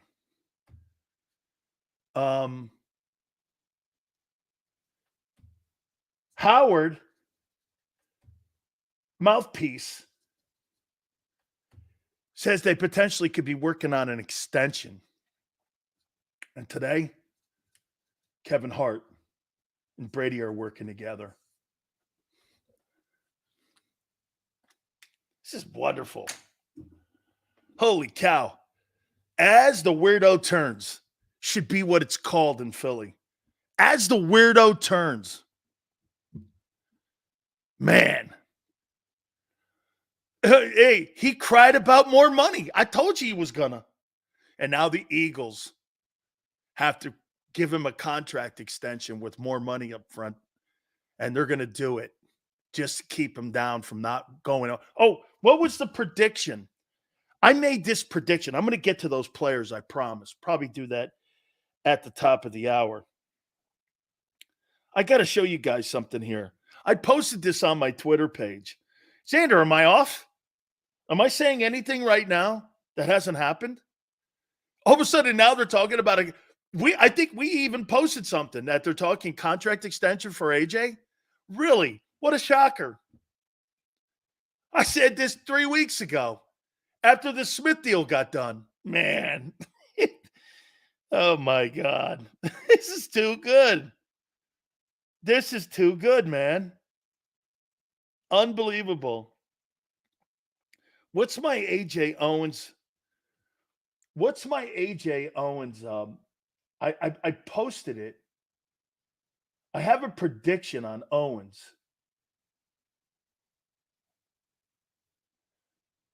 I have, yeah. Oh, I know what I said.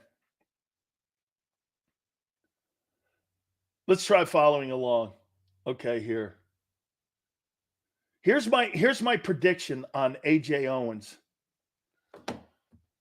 He'll have another small nuclear meltdown. Oh, he's already had it. Small meltdown to get more money. I don't believe there'll be another one anytime soon. There'll be an enormous blow up during the year. He'll have 900 yards, 75 catches, and then demand to be traded at the end of the year. That's my prediction.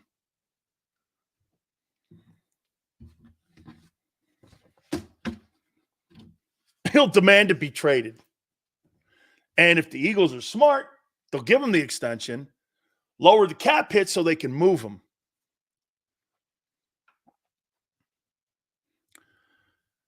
Brown is winning this battle? He sure is. Quarterback's gotten worse with him in the building. So's your offense. Got a coordinator fired. You got a coordinator fired, quarterback who had a bad year, but the wide receiver got his numbers. Damn right he's winning, and he's making $25 million. How could he not be winning? And final game of the year, he was drinking Mai Tais in Atlantic City. You're damn right he's winning. Hey, Niner all day. That's a win. $50 million the last 2 years. My numbers all go up. Quarterback's not. He's not better. I mean, contract extension, teams 1-7. And he was nowhere to be seen for 7 games at the end of the year. He gets an extension. Damn right he's winning. Damn right. Kidding me? How is he not winning? Still's helping AJ get paid. Dude, are you crazy? This is everything to Philadelphia. Dude, I'm not going to go down that road any longer. I'm finished with that. We now have a roadblock up. I'm not going to go over the big-time paid wide receivers do nothing for your quarterback's safety and health and developing him. All these guys hurt these big-time. Name me a quarterback in today's game that has a big-time wide receiver that helps that quarterback win Super Bowls or get to them. I mean, you really think that the Lions have a big-time player in there? I like that one kid. Probably going to get paid. He got 1,400 yards.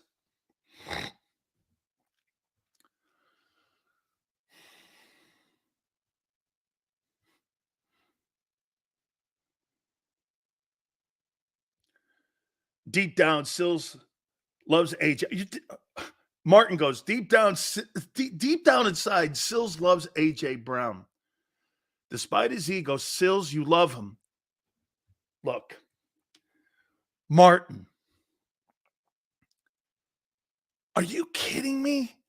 I'm going to do it again from the scene from The Dark Knight. Are you crazy? I don't hate AJ Brown. He completes me. What would I do without him? Are you crazy? What would I do without AJ Owens?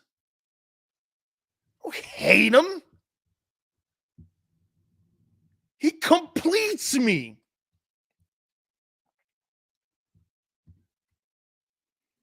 Hate him.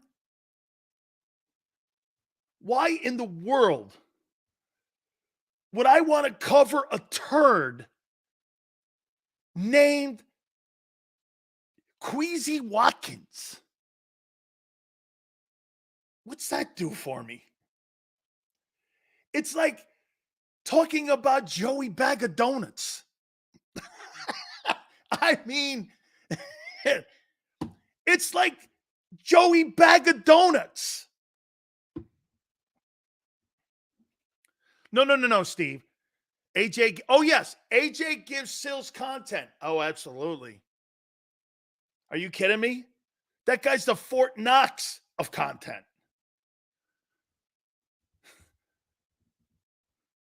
I mean, he's a Fort Knox of content.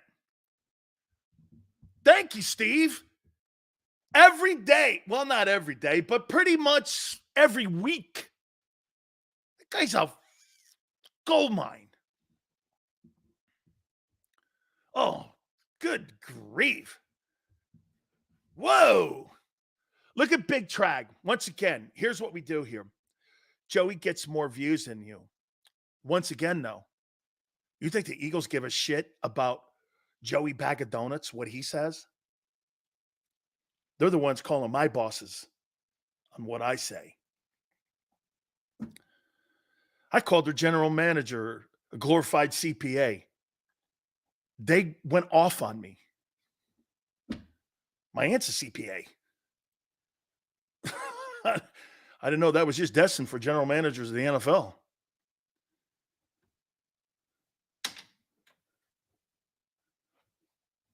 I mean, Joey Bag of Donuts. I can't do that when they're hey Niner all day. I can't do that one. I got to keep it somewhat clean because of my aunt and such. That's funny though. Still, they don't care what you have to say. Really? Well, that's not true.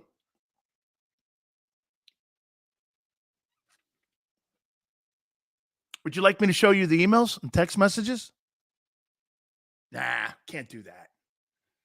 I don't want to show too much.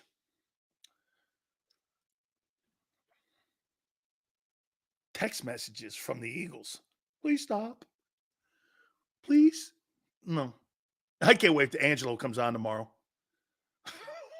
I'm going to show him the latest that I got from somebody inside the organization. It's a friend of mine now.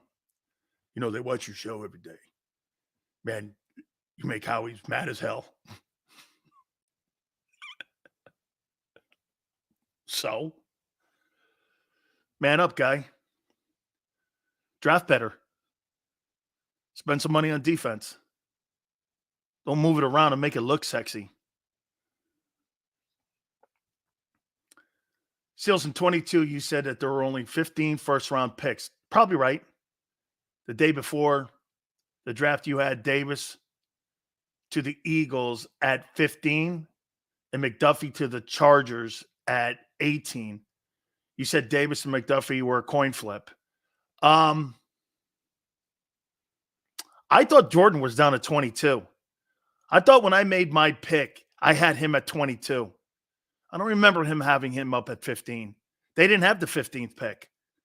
They had like the 22nd pick, and they had something else. I forget. I don't remember. I know that McDuffie was my number one choice. I said I know this. Xander produced the show. I said McDuffie and Floyd or Lloyd from Utah. Those are my two guys. Xander, remember? Those were the two dudes I picked to be drafted. Both of them turned out to be stars. All right.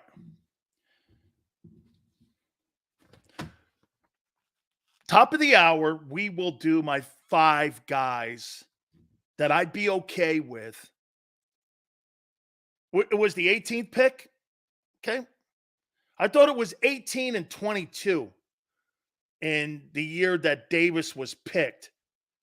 I thought it was 18 and 22. They had 2, Mr. International, they had 2 first-round picks that year when Davis was picked. It was like 18 and 22. I had McDuffie, and I think I had Davis. No, McDuffie and Lloyd. It was McDuffie and Lloyd that I had picked. Did you see Chris Sims said Josh Allen could arguably be the most talented quarterback in NFL history? Yeah. But again, talent is the most overrated. They traded it on draft day. That's right. Talent is the most overrated word used. Thank you, Mr. International. Devin Lloyd and Trent McDuffie were the 2 dudes I wanted the Eagles to draft. Then they traded on draft day one of those picks to they traded one of those picks. Okay? Thank you. That's right. Mr. International, that's exactly what and how it went. I had McDuffie as the higher pick.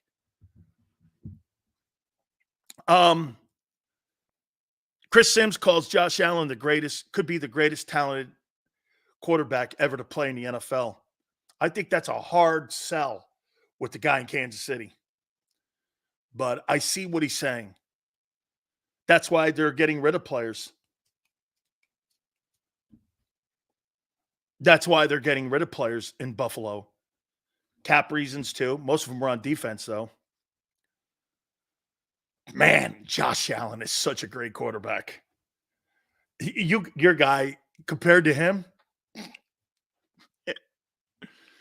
You imagine if you had a NASCAR race and both things were equal, he'd blow your guy away. He'd be in a little like a little go-kart. That's it. When you compare Josh Allen to Jalen Hurts, it's like comparing a F1 car to a go-kart.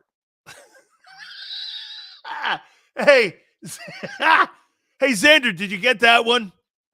Hey, James, post that one. I'm kidding, James.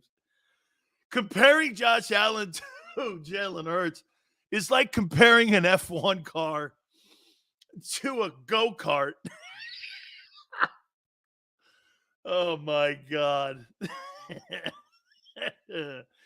Oh, man. Hey, Mr. Internet, I knew Josh was a stud before he entered. I did not, man. I didn't think he was going to be that good.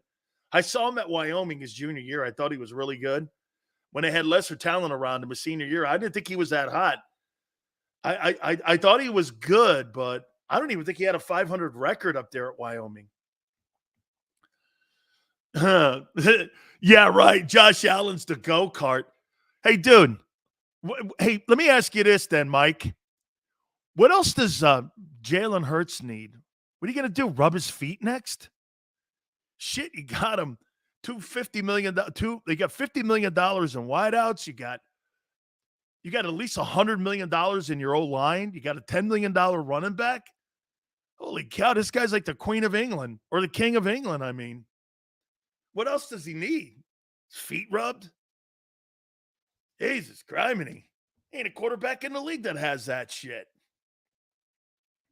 You notice the quarterbacks that the organizations put all the talent around are the ones they're not confident in. Brock Purdy and Hurts. Jeez, it's kind of funny, isn't it?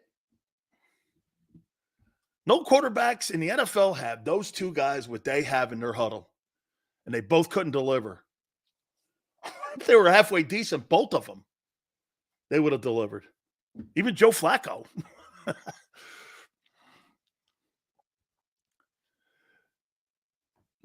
We get it, Sills. You love all the white guys.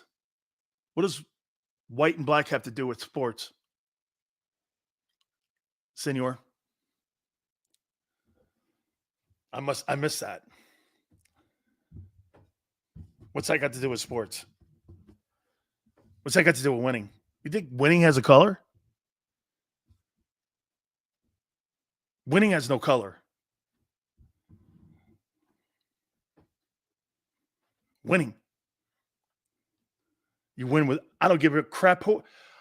You just got to, you just call Bill Belichick cheating. I don't give a shit about any of that either.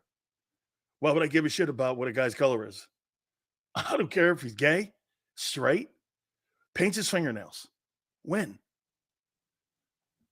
You think that bugs me? Caleb Williams paints his fingernails pink? I don't care. Throw 40 touchdowns? I'll paint my fingernails pink. You throw 40 picks? I'm going to kick your ass. That's how it is. Win, lose. Again, that's such a great thing about sports. You can't change the yardsticks. You can't throw race, religion, and politics at it because you know why? Scoreboard has nothing to do with that. Nothing. That's why politicians, an activist group, hate sports and football. You know why? There's clarity in it. There's no scoreboard in politics. You could challenge an election today on who won. You can't challenge the score of a winning game. And that aggravates people in today's society. That aggravates people. Like, look at some of the Eagle fans. Hurts outplayed Mahomes. Dude, you lost that Super Bowl. Nobody cares how good he played. You want to change? Well, the field was, you lost. They played on the same field. You lost. You see, in that world, politics, they'll debate that. They didn't really lose. They didn't lose that. Think about how they cover today's politicians. They would tell you the Eagles didn't lose that game against the Chiefs. And they would be steadfast in it, both sides. But me and you as sports fans, scoreboard doesn't lie. Because that's the Holy Grail. It's the last thing in America that you can't change. You can't change history. You can't change the narrative. You can't change. You try to. You can't. Winning and losing. Winning and losing.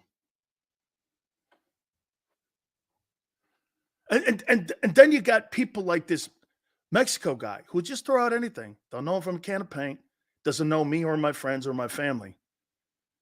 See, those are the kind of people that change or try to. And you say it enough, people start to believe that kind of shit. Sad. That guy I feel bad for you, guy. He got out of his day to come here and write that. Doesn't know me from a can of paint. Doesn't know anybody I know. Never talked to my family, my kids, my friends.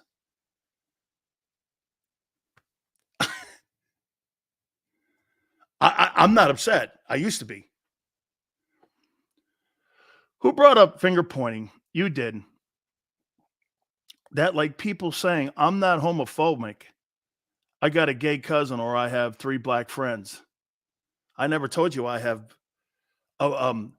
black friends. I told you the kind of people that come on my program, white and black. I don't have black friends, dude. I have friends. I have friends. You're the one that added color. I didn't. I said the kind of people that come on my program. I didn't say a color. You did. You're the one that's colorblind.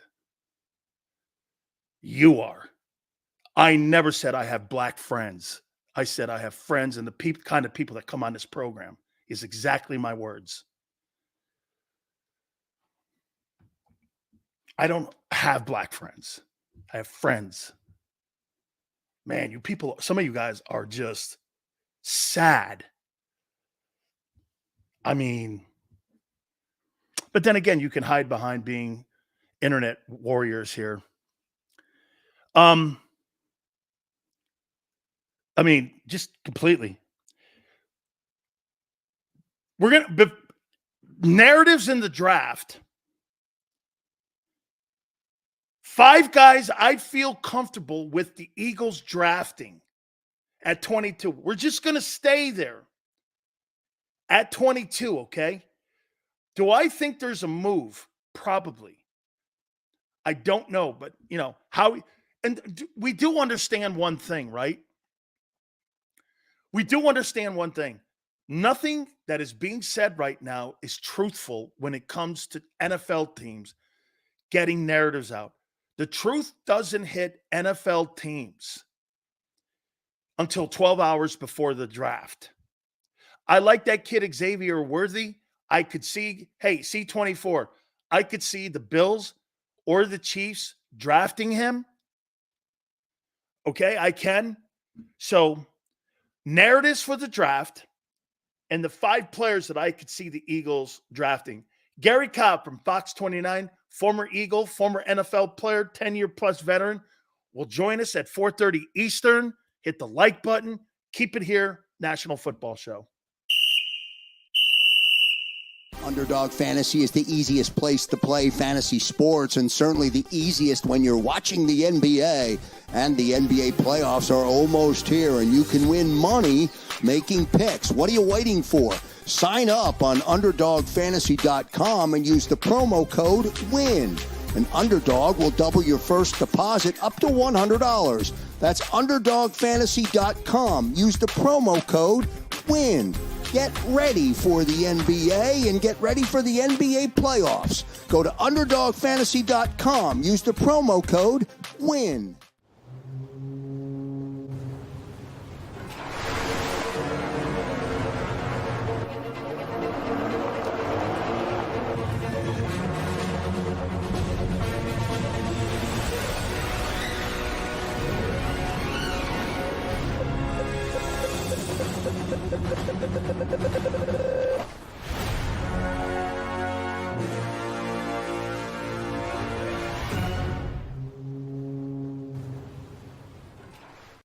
Philadelphia fans.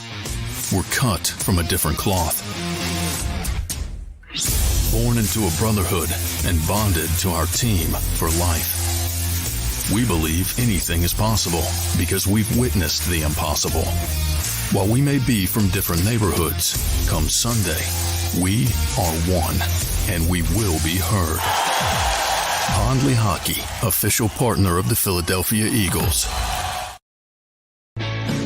Hi everybody, my name's Jason Lombardi. I'm an inspector at DryTech. At DryTech we offer 3 major services, the first one being basement waterproofing. The second service we offer is foundation and structural repairs. And then the third service that we offer is mold remediation. If you feel you are having a waterproofing issue, give DryTech a call or check us out online.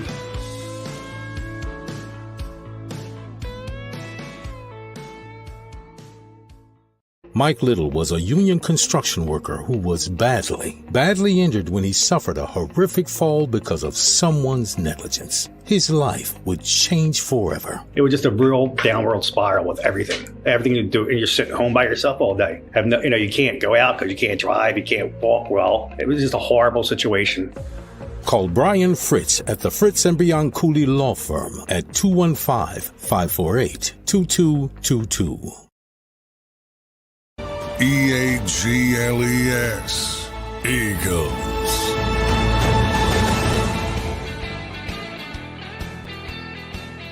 Big Sales National Football Show. Gary Cobb, bottom of the hour. Hey, Cowboy fans, what does all in mean? What does all in mean? What are you doing? What's all in? I'm totally missing it. All in. Boy, they talk a lot and do nothing. Don't win. 304. What's all in mean? All in on what? Not doing anything? If you're going to invest in Micah Parsons, and CeeDee Lamb and Dak Prescott, and that's your threesome that you're going to try to win a Super Bowl with, you're not. Those guys aren't going to deliver a Super Bowl for you. That's not championship quality guys. Okay? All in Dak, CeeDee, Parsons only? Why? Because, again, you drafted him? Man. Put up time or move on. But so you want to get this. But here, Twiz. So with the Cowboys, you want to spend $60 million on Dak. You want to spend 30 on an edge rusher. Then you want to spend another 29, 30. So you want to spend $120 million on 3 guys? Jesus, man. Those are the wrong 3 dudes. Those are the wrong 3 guys, man. Never win. Never win. I mean, I'm still trying to figure out what all in means for Dallas. Jerry said it at the Senior Bowl in Mobile. What's it mean? Funny you should say that, Hollywood. Here's something that I'm going to give Howie Roseman his flowers. I know. The Philadelphia Eagles versus the Dallas Cowboys. Do you know what the biggest difference is between Howie Roseman and how he constructs a team versus the Dallas Cowboys? What do you think the biggest difference is?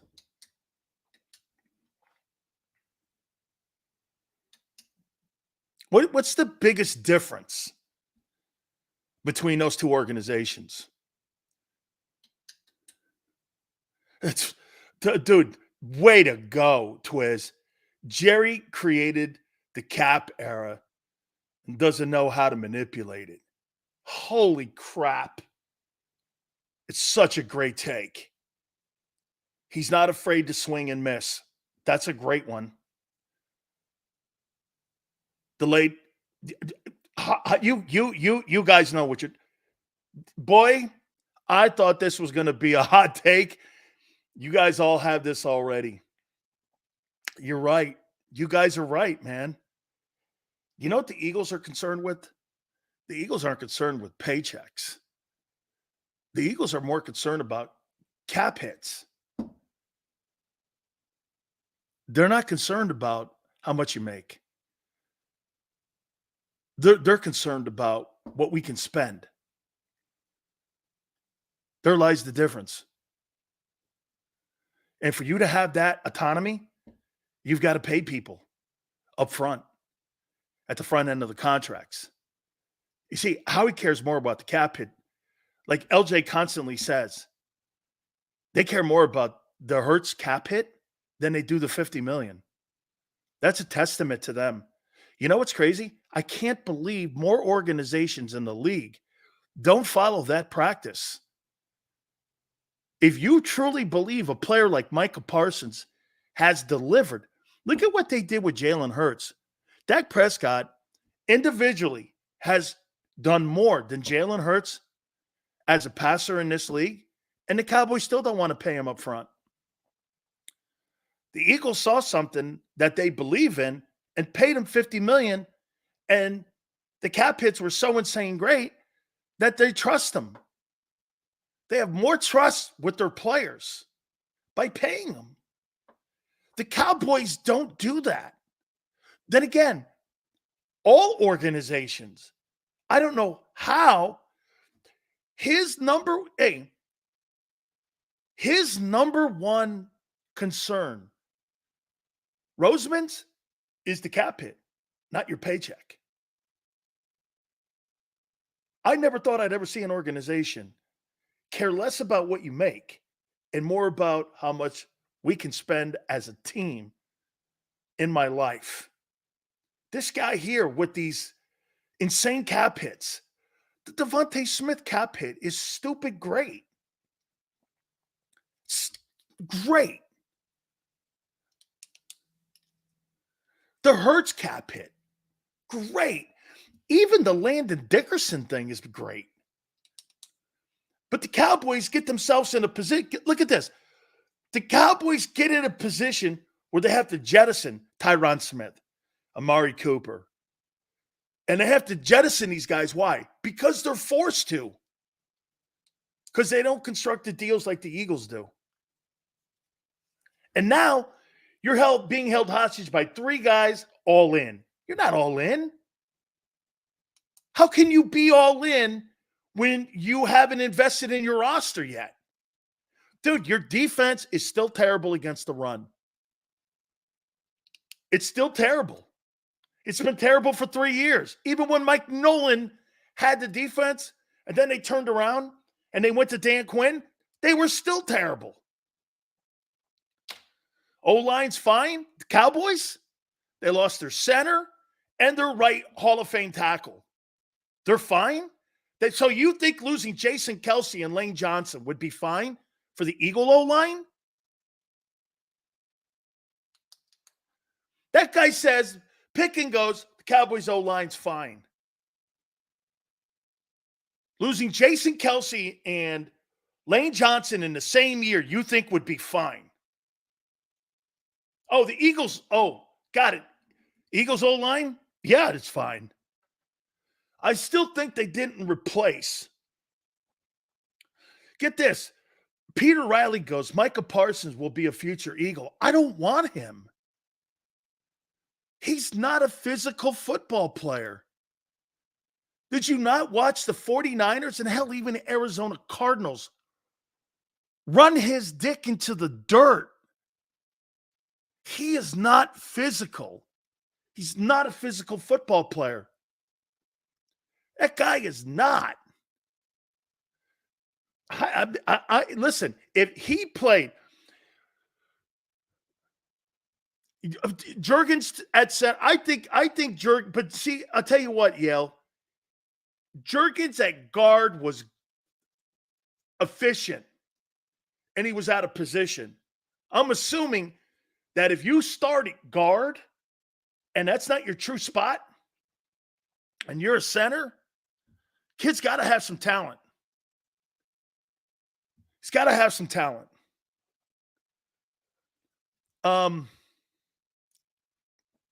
Yeah, they haven't replaced Isaac Seumalo. Okay? They have not. Dude, Twiz, Sales, do you want Michael Parsons for $30 million? No. I want a corner.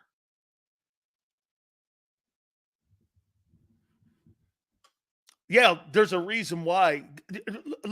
See what Yale says down here? Center's a hard position. Well, Lamar Jackson has a Pro Bowl center in Linderbaum. The Chiefs have a Pro Bowl center, right? The Lions have a Pro Bowl center.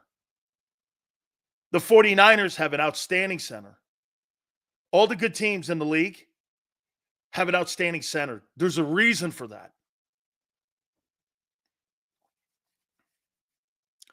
So you're not sold on Cam playing center, Dan? No. I didn't say that.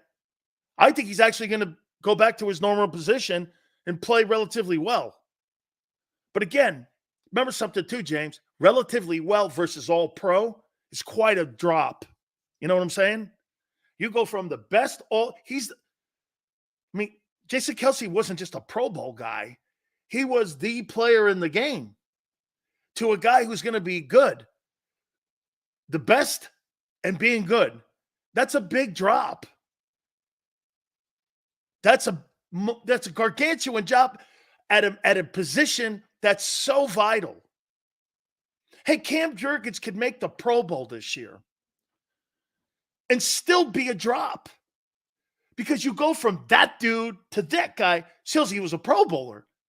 Do you think he played as good as Jason Kelce? No. Well, it's a drop. You're assuming, will he ever be Jason Kelce? That's a reach. That's a big reach. Who would have ever thunk? Think about this. You have Jason Peters at left tackle, right? And then you find this rugby guy.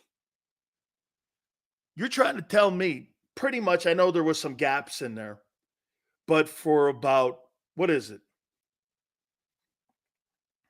Maybe for the next 25 years, counting when Peters was there, or 30 years, maybe. We'll go 20 years.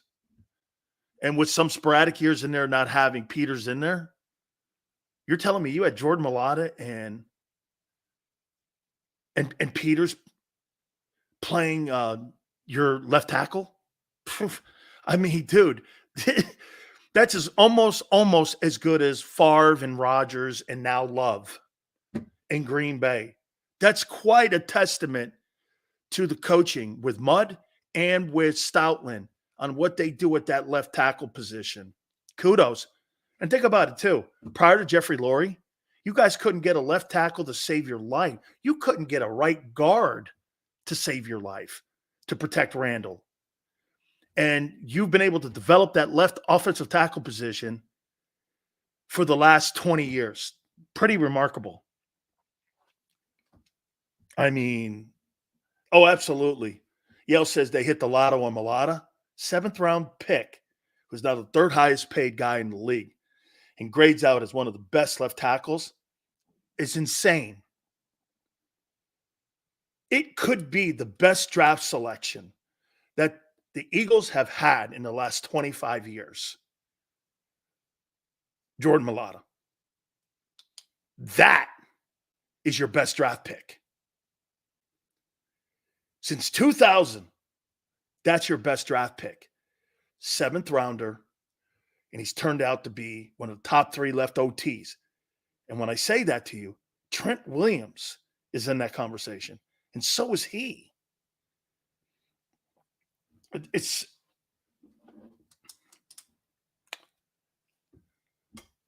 Crazy great.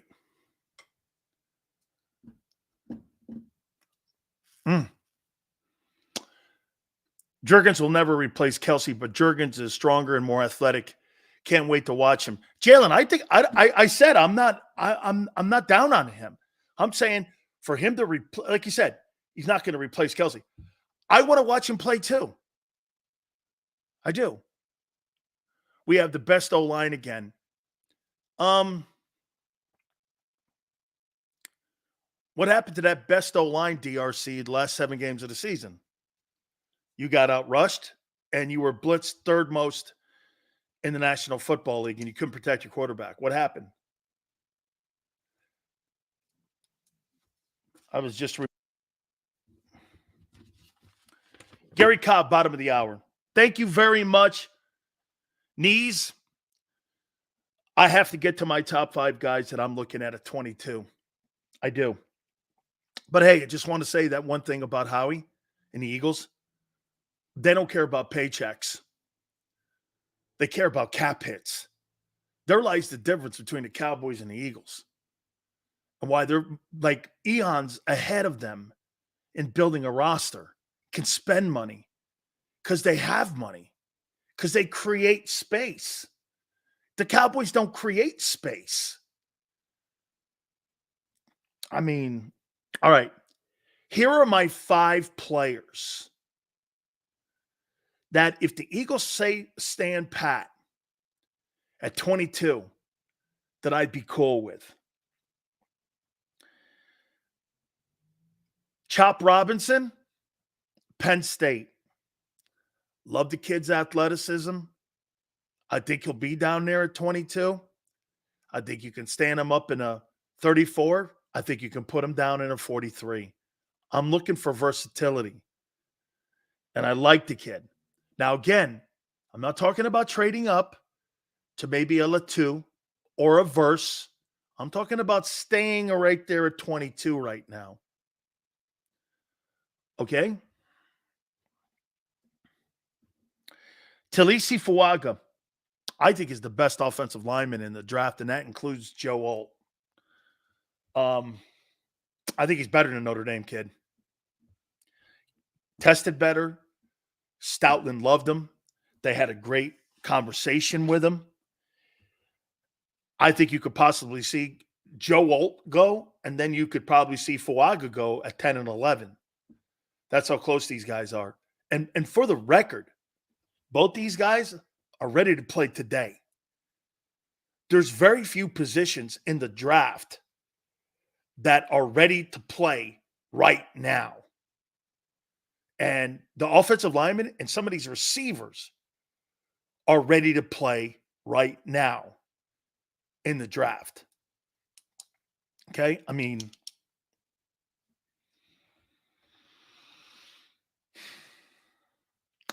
this is going to be this is going to be interesting here. Would Howie trade up for Brock Bowers? And would Brock Bowers be down there at 22?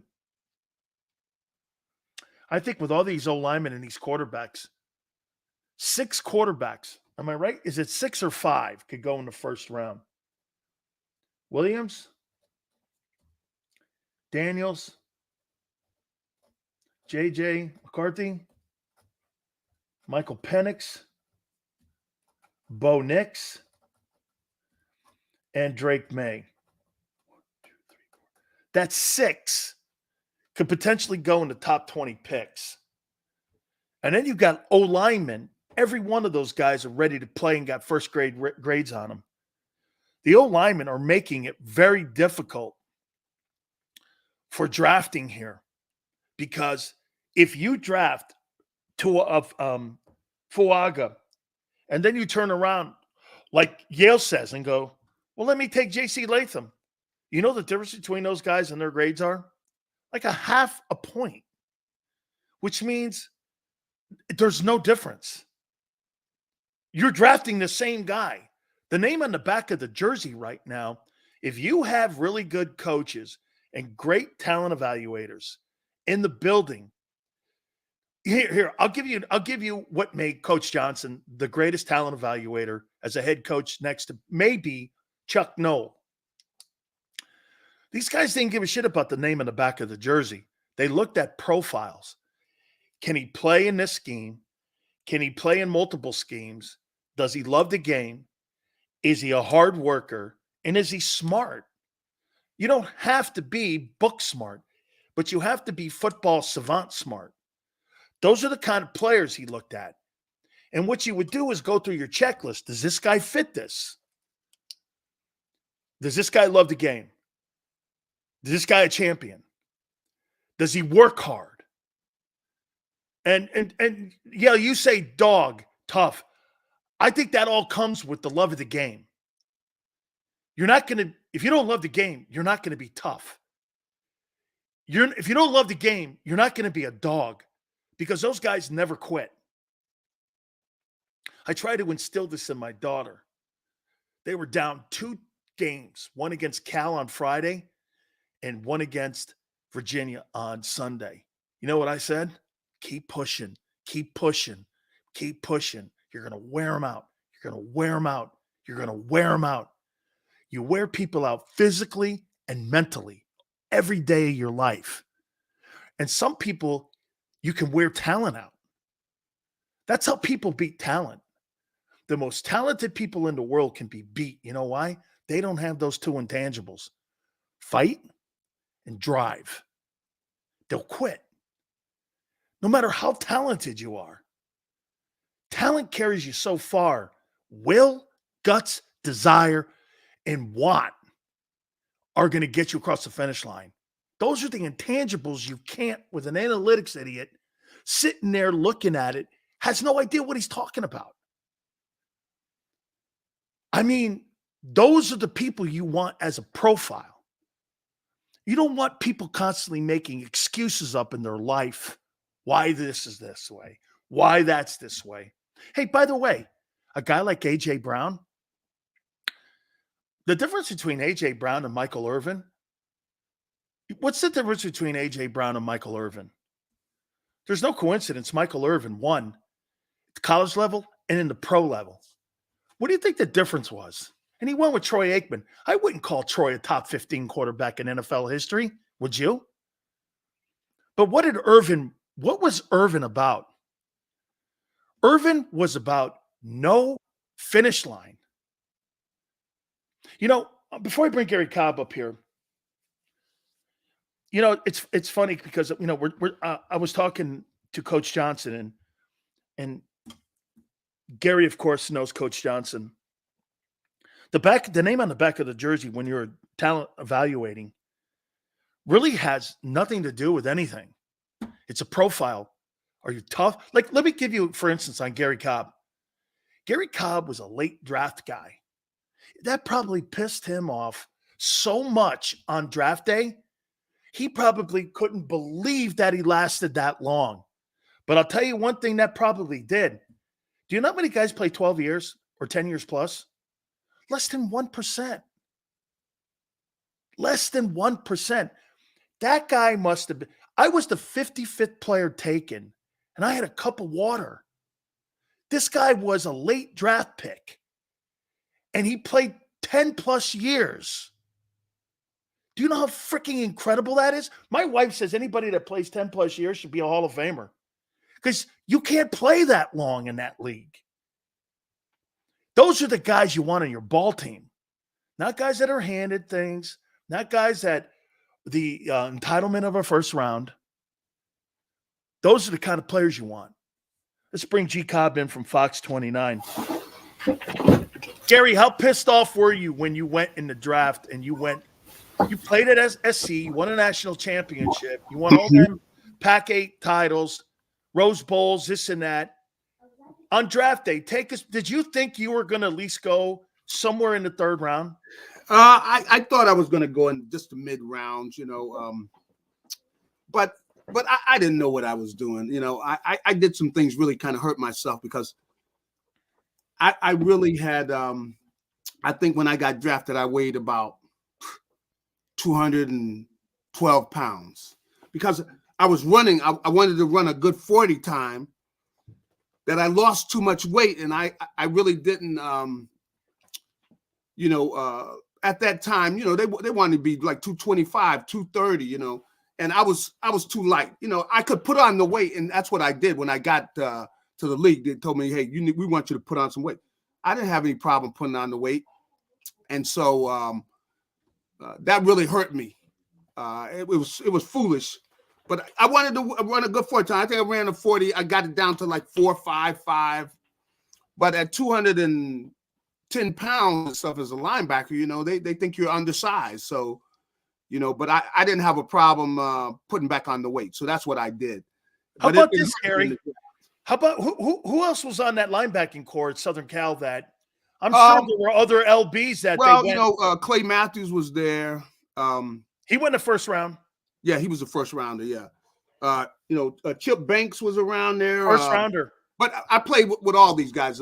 David Lewis, Rod Martin.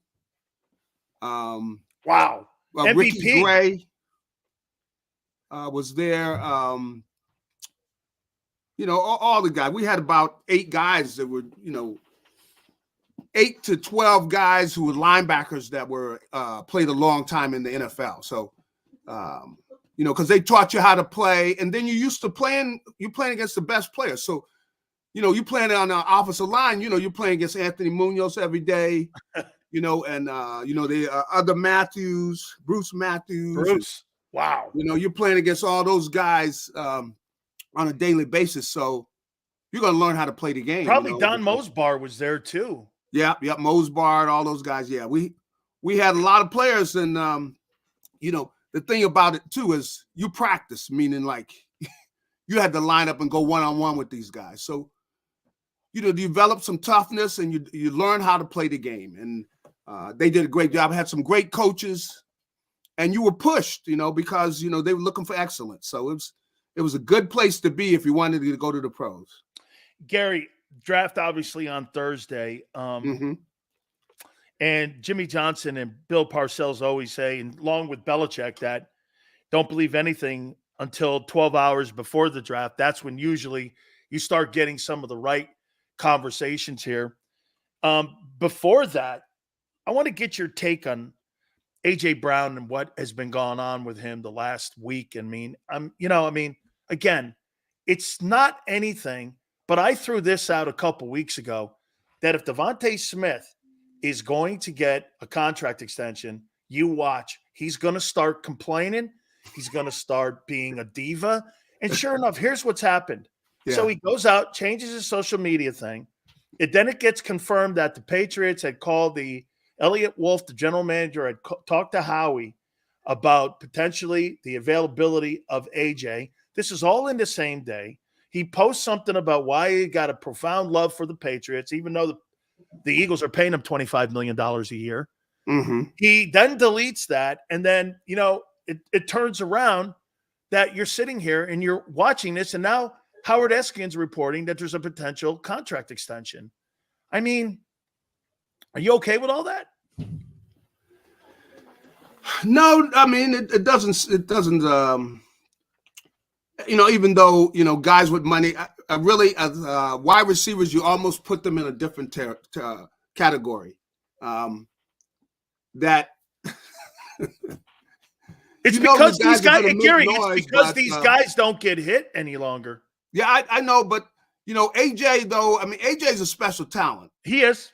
So, you want to keep him happy and everything, but I'm not crazy about guys complaining, about the contract, but it's not a shock. I don't think it's a surprise if a guy's a wide receiver and he wants more money. Especially the way it's going up. Now I got to admit, these salaries are getting crazy. Crazy. I mean, so I'm sitting there looking at him. If I was AJ and I could get some more money, I guess, hey, I understand. If they're going to pay him some more, it doesn't surprise me. You want to you want to hear something crazy? By the beginning of September, when the season starts, he might be the 8th highest paid wideout in the game. When you're looking at Jefferson's going to get north of 30, You've got another guy in Miami making 30. Lamb's going to make 30.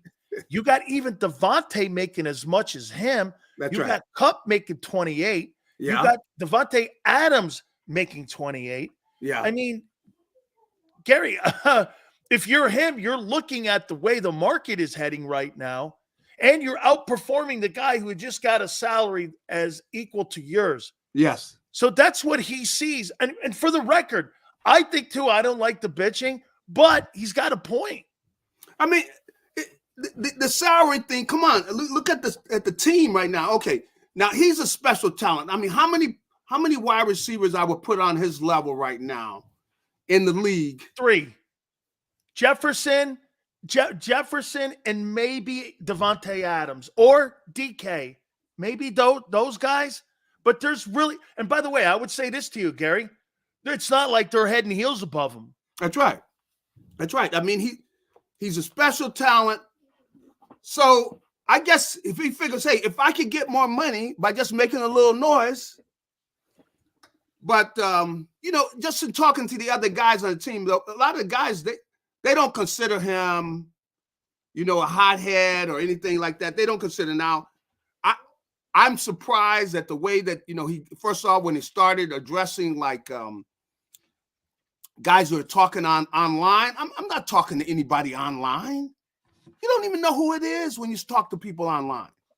So to some degree, I don't know if he gets it. And they need to sit down and tell him, hey, look, don't bother addressing these guys online. We don't even know who it is. $25 million a year. There's probably this guy sitting in his mom's basement. That's right.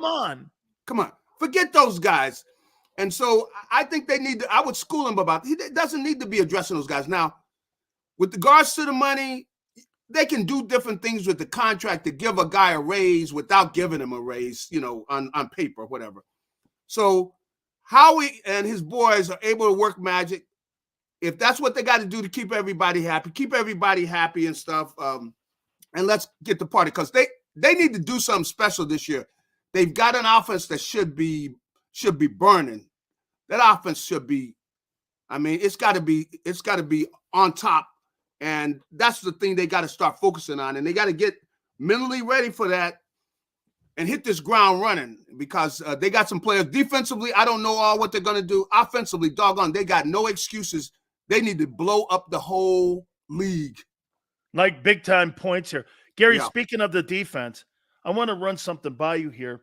This is Howie in the last 8 drafts, almost a decade, in what they've done with the first and second round picks that they have had defensively. He's traded up 4 of the last 5 drafts too, by the way. They have drafted 4 D linemen in the last 8 years with the first or second round pick, 0 linebackers, 0 safeties, and 0 corners. I mean, I wouldn't be surprised if he goes corner. I know that, I don't know how they've got these guys rated, how they have them rated, because that's what they're going by. And I wouldn't be surprised that if they were to move up and they have their eye on somebody, and if they drop to a certain level, let's say in I don't see them necessarily going up into the top 10, but after the top 10, and they're sitting at 22nd, I would expect that they'll move up. They just, Howie seems to be very aggressive about that. He gets his eye on somebody. 4 of the last 5 drafts, they have moved up, as I said. Yeah, what's that? 4 of the last 5 drafts, they've moved up. I could see him do that. I think that's just part of his personality, that he wants to be aggressive. And I'm all for it. If there's somebody they're sold on to move up in that the second 10, from 10 to 20, and they've got a lot of times they develop a relationship with somebody and they talk to them about making that move, and there's somebody they've got their eye on, and they move up and they grab them in the teens. If you go up into the 10s, you're going to be giving up a lot. How about this though, Gary? Elliot Wolf, maybe when they contacted Howie about AJ and they shut that down, according to Adam Schefter and Albert Breer. But what if, because he made it very clear today, the Patriots want to move down. Could you ever see Howie moving up to 3, shipping that 3rd-round pick to Denver for Surtain? Well, Surtain is a special player. He would want to. There's sign nobody him in and wanna that get him. draft, and he's only 25, and as I said last week to you, Yeah. still on a rookie deal in an option, 50-year option they picked up already for the following season. Mhm. You don't really have to pay the guy giant money. Yeah. And for the 3rd pick, do you really think there's a guy defensively in this draft? I look at it and I don't see an impact. Well, he's gonna be able to help you immediately. Immediately. Being that he's already had a number of years in, and with the talent he has, I can see them doing that type of deal. That's a very aggressive deal. Now, I know he'd have to give up a lot for him, but he's a player what you put in, and you expect he's going to be there 4 or 5 years, and you got one of the best talents in the league. Would you give up 22 and a 53rd pick for that 3rd pick? Definitely no problem with 22. Man, give up that other pick too. Well, I would be looking for another player too. I might have my eye on somebody else on their team, let's say. But I definitely would be thinking about it. I think the Eagles would be thinking about something like that. But giving up 2 players, giving up your top 2 picks, that's a lot, man. Because then Denver could parlay their 12th pick in 22 like Minnesota did and move up to maybe potentially get Drake May. They could move to that Chargers number 5. The Chargers have made it clear that they would like to trade down out of that because they need multiple picks. Mm-hmm. So you could go to 5 and get Drake May if you're Denver by trading those picks to the Chargers. Yeah. And there's where you get your quarterback if you're Sean Payton, because Sean Payton says we need a quarterback. And Zach Wilson, that trade today, that's a no starter for me, that guy. I mean, he's depth. He's not my future. That's right. I definitely think they want a quarterback, and I think you're on to something with the way that Denver's probably thinking, because you don't, with their team and the way they're set up right now, you get a young quarterback and you want to start right away building. You want to start around a young, talented quarterback that you go up, and you get up high in that, and to get that type of talent, you're going to have to move up high in the draft. So I definitely think Denver is thinking that way.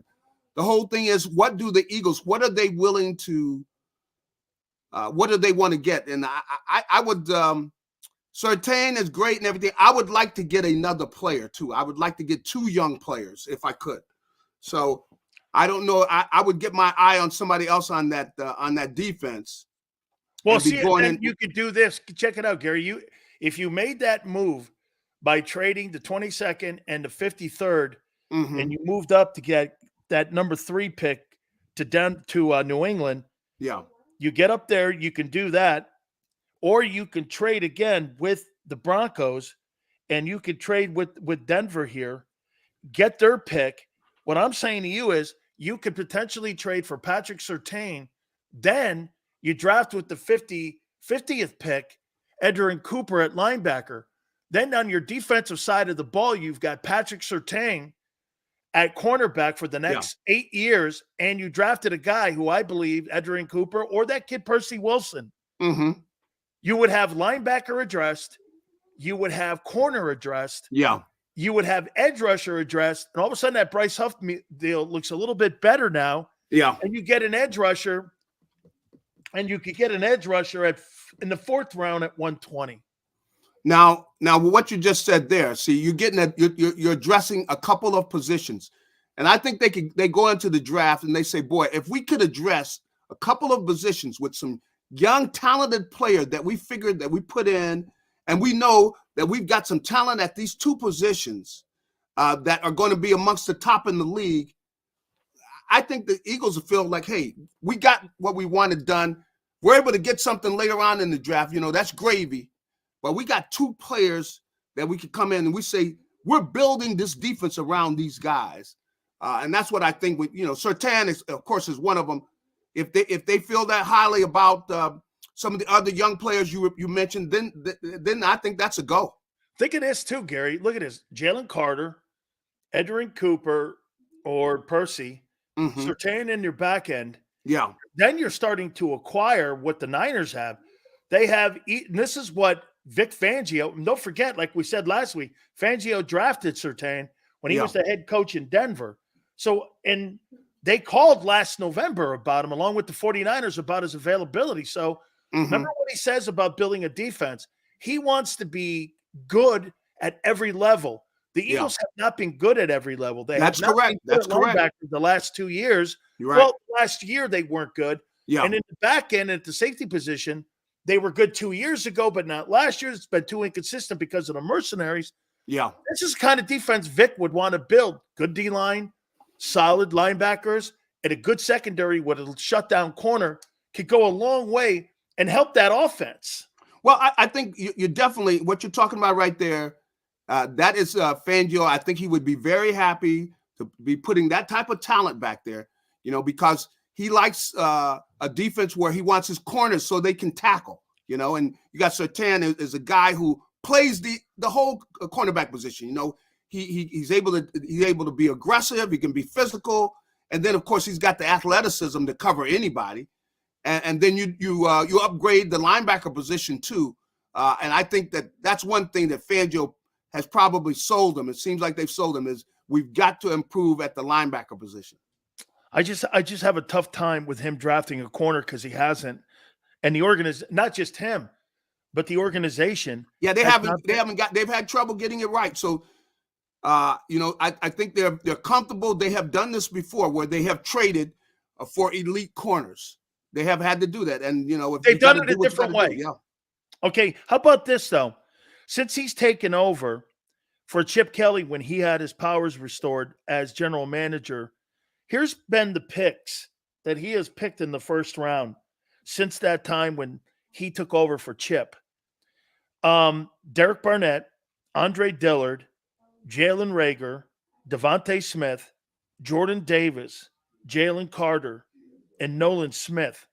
These have been the first rounders. Give me a grade on that. Okay. Give me that again. Derek Barnett. Okay. Andre Dillard, Jalen Reagor, Devontae Smith, Jordan Davis, Jalen Carter, Nolan Smith. These have been the first rounders since he was given back the title as GM from Chip. Well, those early guys, you got some talent. Of course, you got Devontae in there and everything. And you got the kid they got last year, which you got some good young players. But if that's a bad grade, man. That's he missed on quite a few of those, boy. And if here, Barnett never really with impact. No, he never became. He did recover that ball in the Super Bowl. Right, it was a great moment for him. But he never lived up to where you drafted him at, and a lot of those other guys on that list. There's some bad draft picks up there, especially at the start. The numbers, those players, man, it's just a lot of disappointment. So, is this a make or break year for Jordan Davis? Well, I don't think you look at him right now. When I look at him right now, would you give him another contract? Not with what we've seen so far. No, I could not know, because he hasn't shown that he can rush the passer at the level, and he's shown us some things at times, but he hasn't been in the shape to really play the way that he has shown he can play against the run. That he can be a mountain there to take on double teams and everything. He has shown he can do that, but I haven't seen anything from him as a pass rusher. And, at least he could push the pocket and be able to get physical and push some people back in the quarterback's face. But he has not shown me that he has the athleticism and the physical tools to be a pass rusher inside. And really, if you draft somebody that early, they got to be a pass rusher. So I want you to help me on doing this. Instead of ripping Nolan Smith, which I do, how would you use him if you were going to be Vic? And I think you and I agreed if you're going to put a scouting report on him, I don't think he can handle tight ends. I don't think he can handle physicality of the left tackles or the right tackles. So you've got to kind of put him out in space for that 4-3. Because, Gary, can he cover? I'd like to see that a little more. Maybe he needs more reps. As you and I know, the more reps you get, the more you have a book on a guy. We didn't see a lot of reps on him. But, boy, I tell you, if you're going to line him up and put him over a tight end, he's got to get so much stronger, he's so weak. Yeah, I know. Well, the thing that I don't know is, what they're doing this offseason, all these players, when I get a chance to sit there and really take a look at them physically, to see if he's gotten in the weight room, he's got to get in there and get so much stronger, and But Gary, is it weight room strong or is it leverage strong? See, how many you and I know that, man, hey, being in a weight room is one thing. Yeah. But when you like Jerome Brown, I was 10 times stronger than him. But you watch Jerome Brown pick an offensive guard up and throw him like a bag of dolls. You know what I'm talking about? I know what you're saying. Yeah, I know what you're saying. Now, that type of strength, I don't know if he's ever going to have that kind of strength, a Nolan Smith. But, you'd hope that just his base, down his waist down, he's got to get stronger, and would you use I don't know if they have the type of the people that are going to help him get stronger, because it really is not just a weight room strong. It's a strong where he's got to get it to where he can use his speed to get a guy moving. Then he's got to be able to use some power against him. And then, like working against tight ends and things, I don't know if he has that capability. I don't know, but would you use him situationally, Gary? Would you use him situationally where you bring him in on nickel package and put him out there in a 7 or a 9 technique and let him just rush off the corners there and see what he can do? Because to me, I think if you're going to do anything with him, maybe you use him like Bryce Huff was used in New York with the Jets. He wasn't a starter. They situationally played him. Maybe that's not the 31st pick in the draft. However, if you situationally play him, he comes in and gets you 13 sacks. That's worth the 31st pick. Without a doubt. But, we know that he does have the speed around the corner. 4-3. I saw that last year. He can come kind of around the corner with speed. Now, can he add any power to that as well? Where when he comes around, where he can make the offensive tackle respect him from a power standpoint, to know that he can get up under him and run him back into the quarterback. See, is he capable of doing that? He has not shown that yet on the pro level. We saw a little bit of it, when he was in college. So right now he's a question mark. I think that he's a question mark to them, and they hope it's going to be thumbs up. They did see some things that he does. He is fast around the corner, and if nothing else, he can come around there so low that at times he can get around an offensive tackle because of his speed and his ability to come in there so low. He can do that. Now, can he get underneath the guy and use some power to push him back in the quarterback? Because if you could just do those two, you can be a threat as a pass rusher in the National Football League, because the thing he is fast. He is. He is fast. And he's got body lean. You could see him get around the hula hoop. He does have that. Final question for you. Thursday's draft, 22. Do they stand pat, or do they move up or down?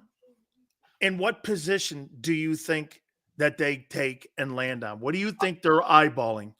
I think that with the fact that they've done some things, because Howie, a lot of times he talks like he wants to do some things early, so that when he goes in the draft, he can say, okay, we can focus on, let's say, B, because we took care of A. And I think A, the thing that he took care of is they did make some moves in with their defensive ends, with the pass rush coming outside. Hopefully they're right. We don't know if they were right about all of it, but they clearly made some moves, and they think they have something there. I think they're going to do something at the cornerback position, and I really think they're going to move up somewhere in the teens. I think they're going to move up and draft a corner. That's what I think they're going to do, because it's a position they need to address, and I think they got their eye on that. If you move up into the teens and you move in there where the Raiders are or where New Orleans is, and Brock Bowers is there, do you not take him? He's the best player in the draft. Yeah, he if they get him, I think you would be happy with him. So I could see that. But I really think that they're going to now see if they made a move at that position. See, that would be new for them. Because they have their system about their positions that they address, and that's the defensive line, offensive line, and then the skill position at like quarterback, wide receiver. They make a move, but for them to do it at the tight end position, now he is a special talent, and if he sold them, like I said, if he has sold them, which I could, because Gary, a lot of time right now in the draft, what you do is you throw intel out, trying to lead people away from what your intentions truly are. Yeah, and Howie's they do that. They do that. So I wouldn't be surprised if they do that. But as I said, in their formula though, I think they're thinking cornerback is the formula they've had. Now they changed it with Saquon. This is the first time they made that move like that with Saquon. Now, if they did make a move like that, boy, you are investing. Look how much you have invested in that offense. Oh, absolutely. No, the entire offseason would have gone to more retooling the offense. Yeah. Than it would. And to me, I think if you don't draft a defensive player, I think you make Vic Fangio's job even harder. Yeah. So that's why I think cornerback.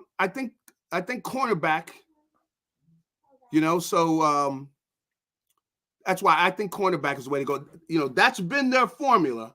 We'll see if they stay with it. But I say formula. I say them moving up. They're being aggressive. They got their eye on somebody. We'll have to wait and see if they do that. Gary, it's always awesome, man. Thank you so much for finding time. Appreciate it. Thank you, brother. All right. Have a good one. You got it. Great Gary Cobb. Absolutely. Boy, I'll tell you what, if they do move up and that kid's sitting there, are you going to draft the second best or the first best corner or the best player in the draft? You're going to pass on Brock Bowers. Of all the players in the draft, by the way, impact players in the draft, Marvin Harrison, Malik Neighbors, Roma Dunza, Jared Verse, Talisi Fuaga, Latham,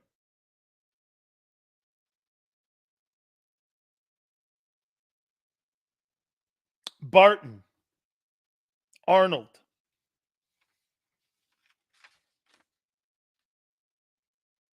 there's probably about 12 guys in the draft. There's probably about 12 dudes, which means, well, again, you could probably name the entire offensive line group. No, I said this, Senor. If Brock Bowers is sitting there, I think he's the best player in the draft. And you move up and you're at 12. You take the corner and you pass on him, right? Who has hurt your offense more than anybody the last 2 years? It's been your tight end being hurt. If we got Brock Bowers, this dude, Jalen Hurts, better step up. He's right. But again, remember something. I may not be building the offense for him. Remember that, Xander. I may not be building the offense for him. This is why when I say trading A.J. Owens, you trade A.J. Owens to somebody, you get a one this year and next year. That means you have two next year. You draft your quarterback next year for a ready-made football team. You got Bowers and Devontae. You draft a wide receiver the following year and you take a quarterback. And by the way, you trade with a shitty team, that team shits the bed, and they're a top 10 pick, and you pick your quarterback. How do you know you don't have Shedeur Sanders as your starting quarterback in Philadelphia next year?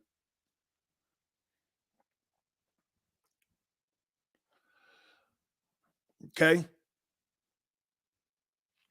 I mean, the quarterback is the weakest link in your huddle.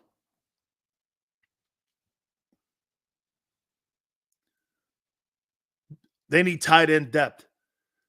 This is a make or break year for Goddard. You're right, Yale. I'm almost done with Goddard's injuries. There's another guy, really great talent. He's not available. Guy misses 25% of his season every year. So end of the day, I mean, and for the record too, Yale, Jalen Hurts would have the most expensive, the biggest, and the most equity offense of anybody in the National Football League, maybe ever. Every skilled guy will be a first or second round pick, making massive amount of money. Nobody has the amount of money and draft equity that Jalen Hurts has. Nobody. And that is even right now. You got the number 2 overall pick now as your running back. You got a number 1 wide receiver. You got a second round A.J. Brown, one of the highest paid guys in the league. You got the 3rd highest paid tackle in the league. You got the highest paid offensive guard in the league. I mean, what else does this fool need to win a Super Bowl? Not going to happen. Jalen's contract would be very hard to move on from before 2017. Dead cap for 25 is $53 million. Well, the further you go into that contract, the more you'll understand that he'll turn out to be Dak Prescott 2.0. Be Dak Prescott 2.0. He's going to get worse, continue to get worse because the league's figured it out. And if you can't win with all this, how many coordinators are you going to blame? You ever think why there's so many coordinators in Jalen Hurts' career? Maybe it's because the player's not that good. Did you ever think about it? Well, Shane left for a head coaching job. Okay. You had nobody working with him and in that offensive huddle but Shane? I thought you hired your head coach as some sort of offensive guru. Nobody knew what they were doing but him? We should have hired Shane Steichen as your head coach.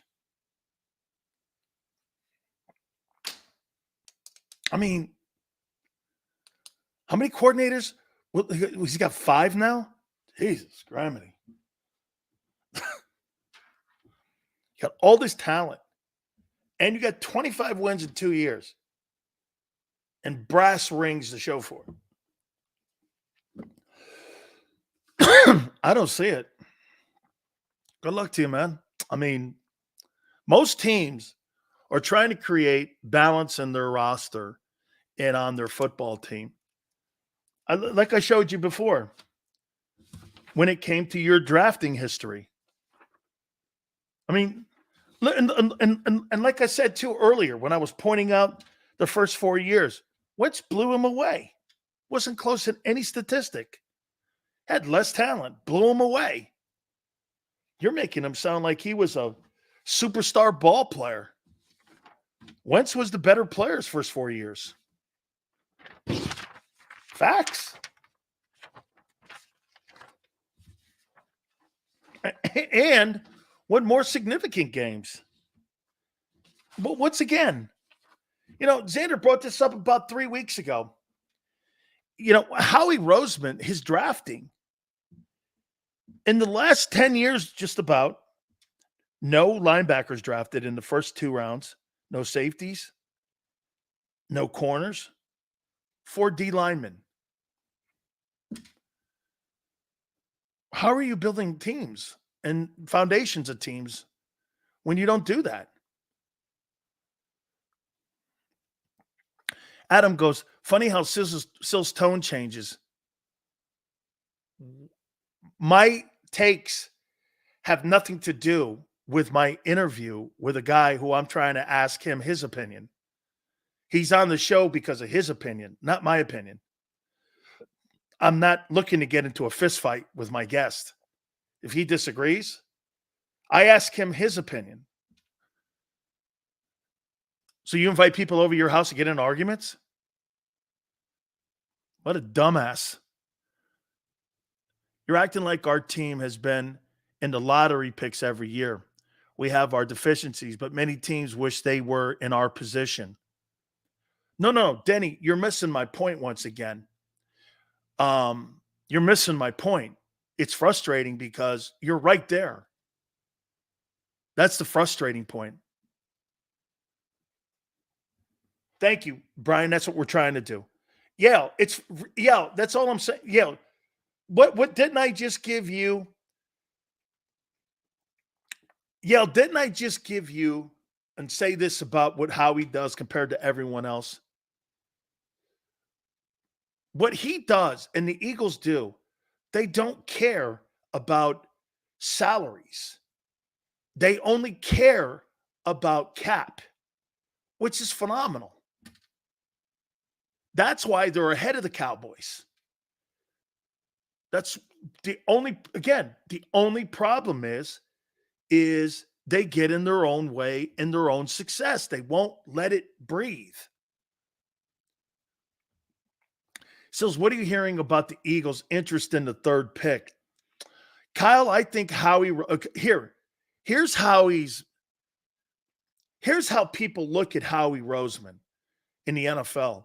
Like when you talk to Dan Morgan, my friend, the general manager of Carolina, or you talk to Alonzo Highsmith, or you talk to any GM, when you talk to Kevin Colbert or Tom Telesco, those men have been on our program. And this is what he calls about everything. Like, would it shock me if Howie called in that conversation about AJ? He goes, what are you looking for that third pick? Well, we'd be looking for a lot. Hey, how about this? Think about this, Yale. Do you think when Howie called about the third pick, that's how the AJ thing got floated out there? I'll take AJ Brown. You want to put a package deal up? You think that makes sense? Now, today, Elliott Wolf, the GM, said, I'm open for any business. Patriots want to trade down. They want to trade down. And would it shock you if Elliott went, I'll tell you what, let's put a package together for A.J. Brown. We'll move down to 22. You move us A.J. and maybe another piece in that whole puzzle. Okay? Another piece of the puzzle. And Howie said, no, I'm not trading him. Right? I mean, if Elliott Wolf called him. So let me ask you guys this. The Patriots confirmed, and so did everyone, Albert Breer, Adam Schefter, everyone said New England and the Patriots, or the Patriots and the Eagles talked. You're telling me Howie never asked them what the price of that third pick would be, and maybe Elliott fired back A.J. Brown and another piece? No, thank you. And he said, no, thank you. And for the record, why in the world, 4 days out from the draft, or 5 days out from the draft, would Howie shut anything down? When it came to, he probably said he had to shut down the trade talks with AJ because AJ would act a fool like he always does. And he'd start moaning and bitching and crying. But yeah, if they talked, you mean Howie didn't ask him about the value of the third pick? And Howie's saying he wants to move up? Doesn't it make sense that he would at least ask? Hey, what? And then Wolf fires back. Hey, throw AJ in it. Nah, that's all right. I'm not doing that.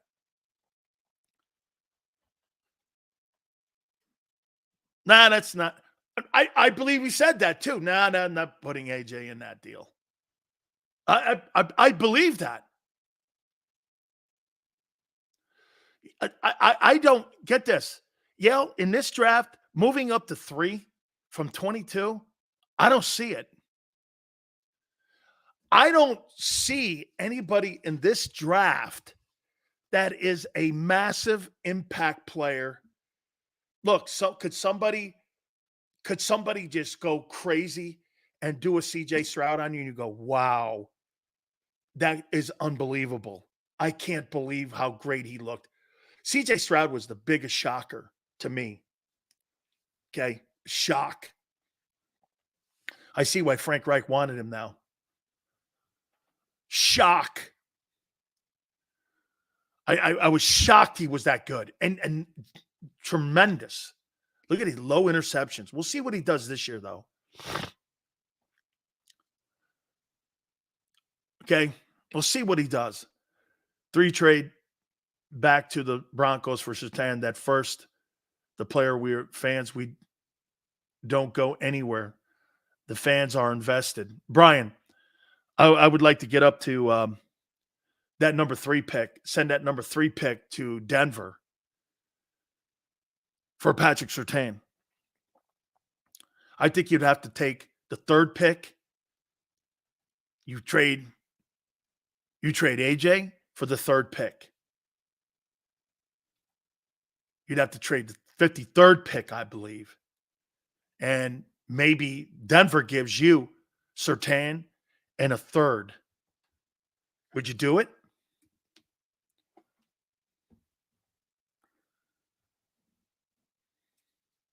How about this? Think about it, Yale. Xander, what about this? You trade Brown to the Patriots. Get the 3rd pick. You trade Brown, the 53rd pick, to get Surtain.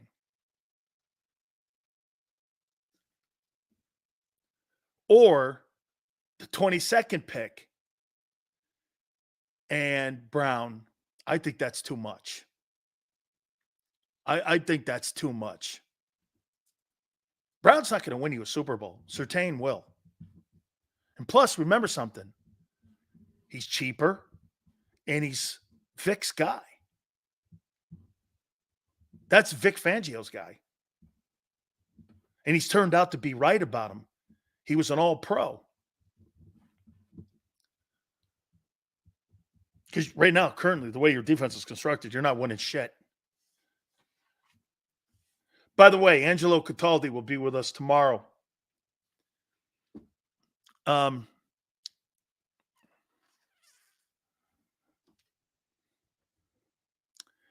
They would take the cap hit. Well, they took a $38 million cap hit with Carson Wentz, didn't they? 33. They took a $33 million cap hit with Carson Wentz to get a bona fide player on a rookie deal still. Really? Let me show you. Ty says Sills doesn't know football. Well, let me ask you if you think this guy knows football. Derek Barnett, Andre Dillard, Devontae Smith, Jordan Davis, Jalen Carter, and Nolan Smith. You think that guy who drafted those first rounders as a collective group the last 7 years knows what he's doing? Sure doesn't look it. Devontae, grand slam. The rest of them? Carter, great potential. 2 out of 7. You think that guy knows what he's talking about? And in the last 8 years, you've drafted 4 linemen and no other defensive positions in the first 2 rounds. You find that weird?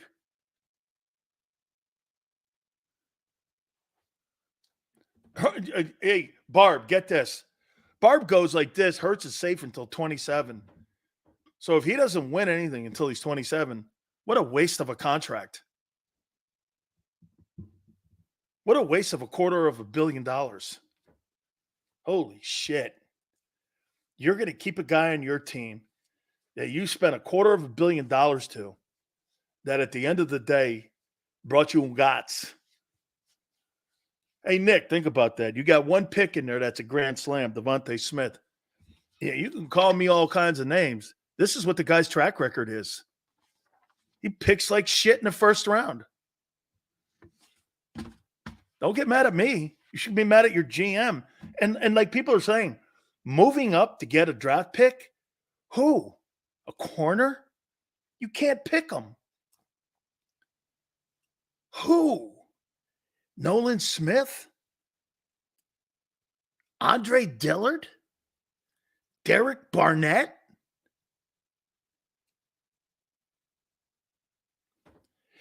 And that's a really great take here by someone.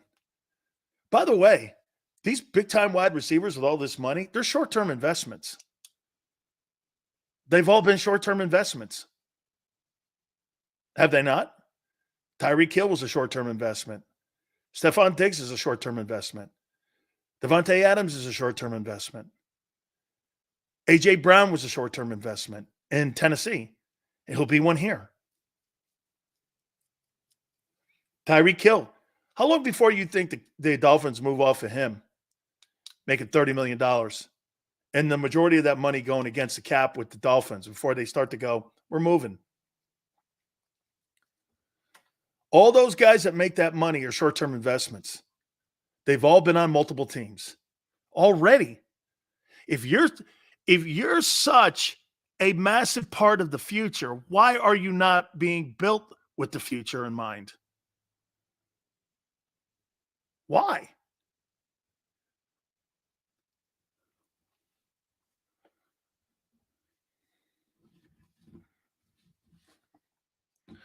Glad to see Chris Sims say something really great about Josh Allen being the greatest talent maybe in NFL history.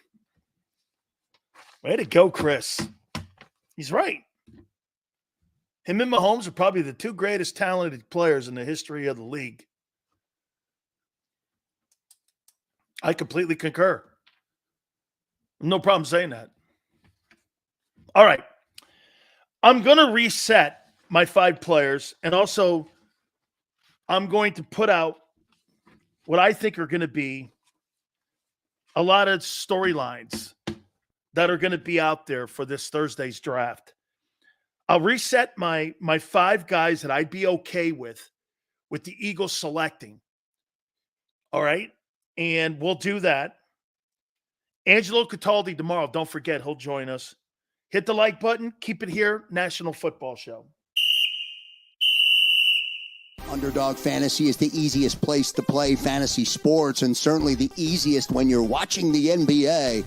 And the NBA playoffs are almost here, and you can win money making picks. What are you waiting for? Sign up on UnderdogFantasy.com and use the promo code WIN. An Underdog will double your first deposit up to $100. That's UnderdogFantasy.com. Use the promo code WIN. Get ready for the NBA and get ready for the NBA playoffs. Go to UnderdogFantasy.com. Use the promo code WIN.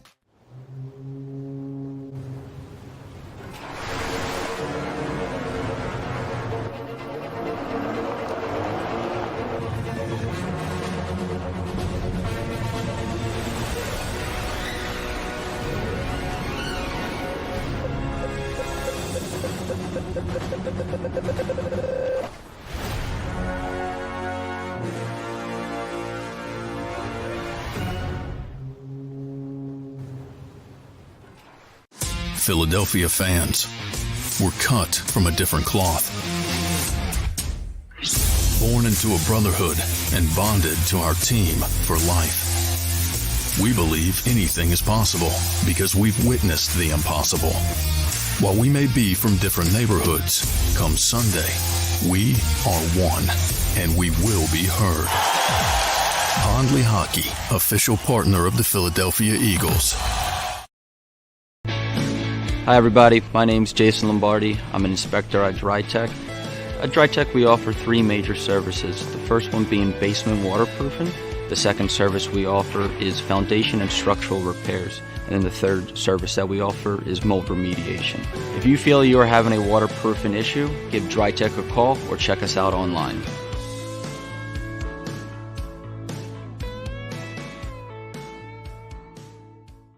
Mike Little was a union construction worker who was badly injured when he suffered a horrific fall because of someone's negligence. His life would change forever. It was just a real downward spiral with everything. Everything you do, and you're sitting home by yourself all day. You can't go out because you can't drive, you can't walk well. It was just a horrible situation. Call Brian Fritz at the Fritz & Beyond Cooley Law Firm at 215-548-2222. EAGLES, Eagles.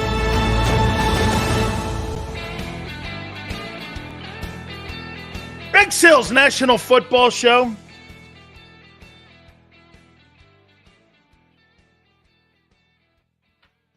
Jags are working on a deal for Trevor Lawrence. Pay him north of $51 million.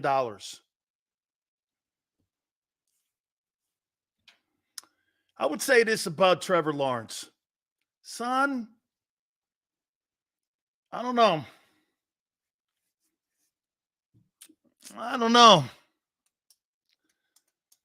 Has that guy proved enough for me to give him $51 million?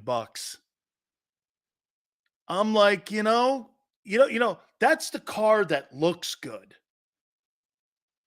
You know what I'm saying? That's the car that just, you're like, God, big arm. Big body. Kick and throw the ball a country mile. I mean, I get it, Barb. Get this. See what Barb says? That's the going rate. I'm not paying that, though, man. I don't know. Man. I just don't know, man. I'm not sold that guy is someone I want to put $250,000 in. Is that somebody I want to pay that kind of money to? Like when I look at Trevor Lawrence and I look at Jordan Love, how come I feel better with how Jordan Love looks compared to Trevor Lawrence? I mean, why do I like that better? Why do I look at Jordan Love and go, I see something there? And you look over at Trevor Lawrence and you're like, man, do I really want to put $250 million in that guy's pocket? I already think the Eagles overpaid. I mean, 17 games, you gave a guy $250 million in Jalen Hurts. That turned out to shit the bed. I mean, he followed it up with a third year. Oh, I know. It's the coach's fault. Think about that. You gave a guy $250 million, and he follows you up with a shitty year. Nice job, kid. Way to live up to it. Do I want to go down that road, too, if I'm Jacksonville? Or, you know what I mean? I don't know. I'm not sure you've done enough. Give a guy $250 million off of 17 games. And then he follows it up with 17 turd games. I mean, I don't know.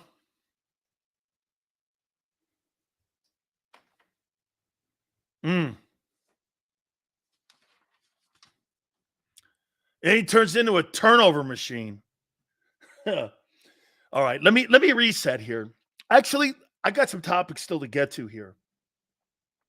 I do have to say, though, it wouldn't finish off a good Flyer season and a good John Tortorella session with the media if someone wasn't called a pissant. So congratulations to you, Torts. Way to take a crap on someone like you always do at a final presser for a season. They don't end up making the playoffs, but he'll finish in the top 3 in the Jack Adams Award for Coach of the Year. But Brian, You always can count on Torts to finish up a good NHL season with calling somebody a pissant.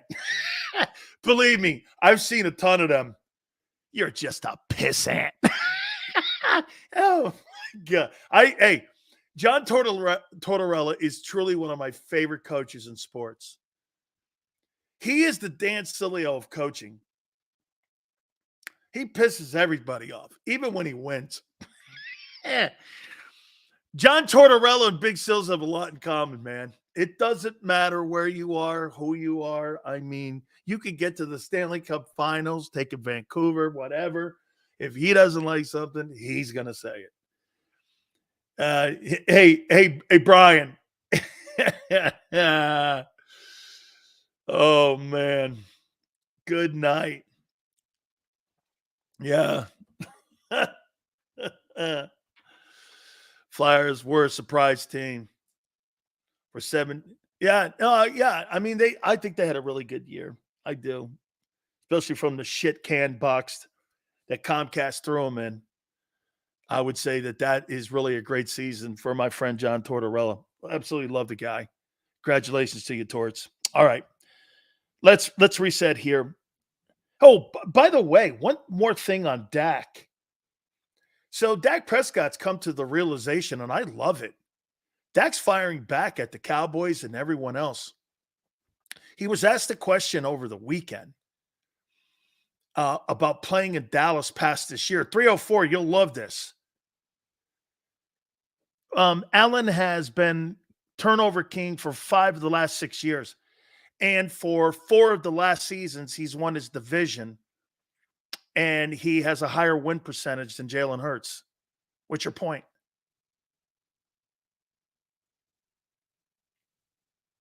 And he has far less talent.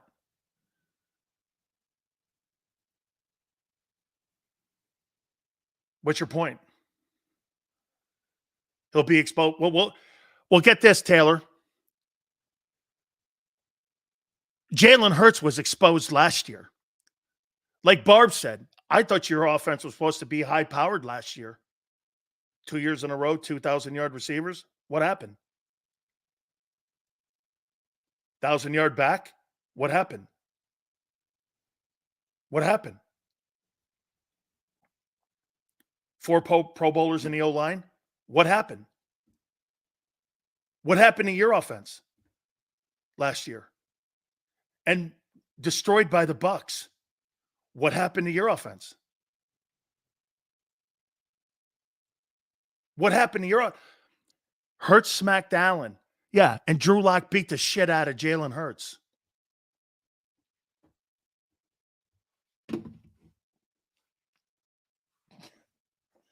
Is Drew Lock still playing ball?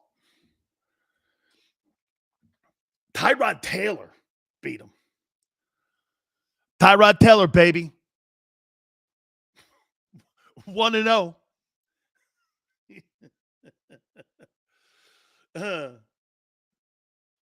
Josh Allen, baby. No talent, 0 on that team. We'll see. Oh, my God. I can't wait to drop the hammer this year, the final game of the regular season. Don't worry. You're going home early.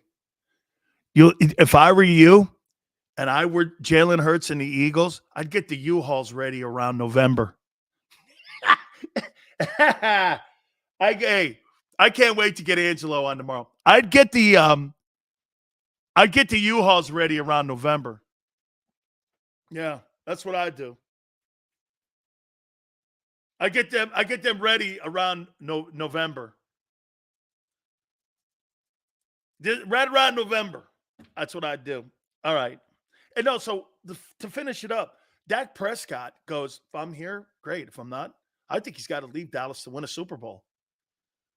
Go someplace that wants to build a football team the correct way and not fall in love with their draft picks. You imagine Dak Prescott with Kellen Moore in Philly? Whew. Man, love to see that. Love to see that. Let's see if Jalen Hurts ever has a year like Prescott had a year ago in his career. That's a really good. Let me take a look at that.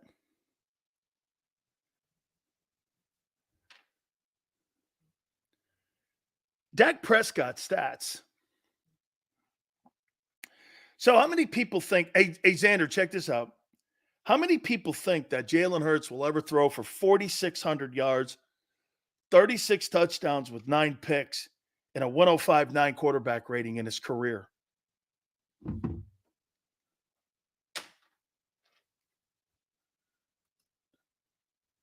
Xander's like, not in a million years.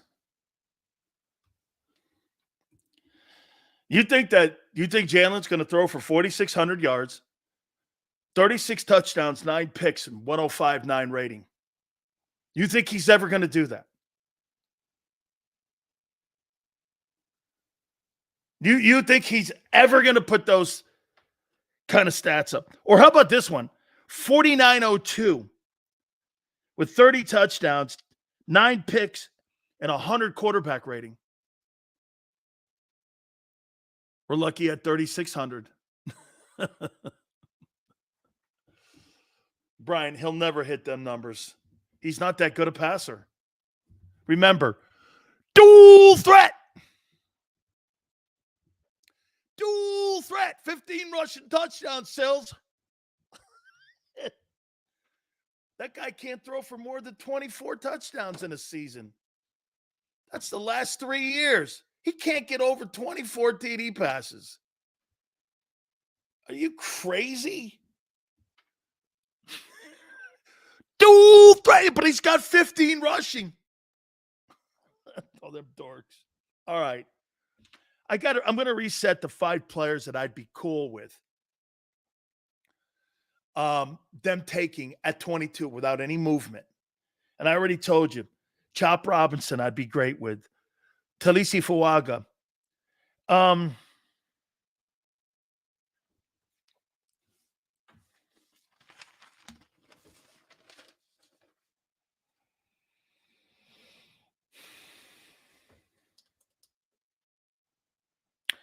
J.C. Latham.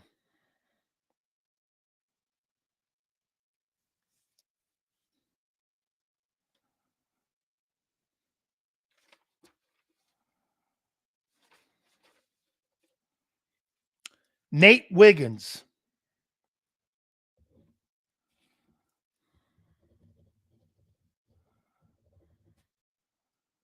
And Teron Arnold.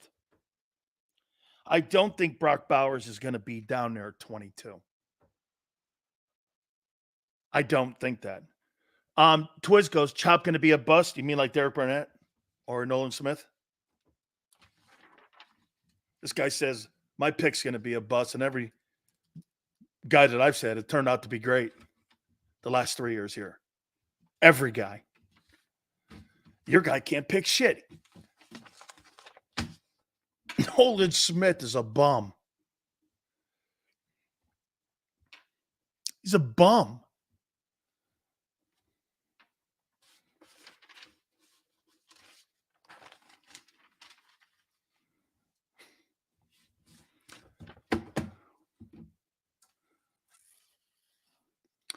Let's see what the Eagles offense does this season before we compare it to Dak's 21 season.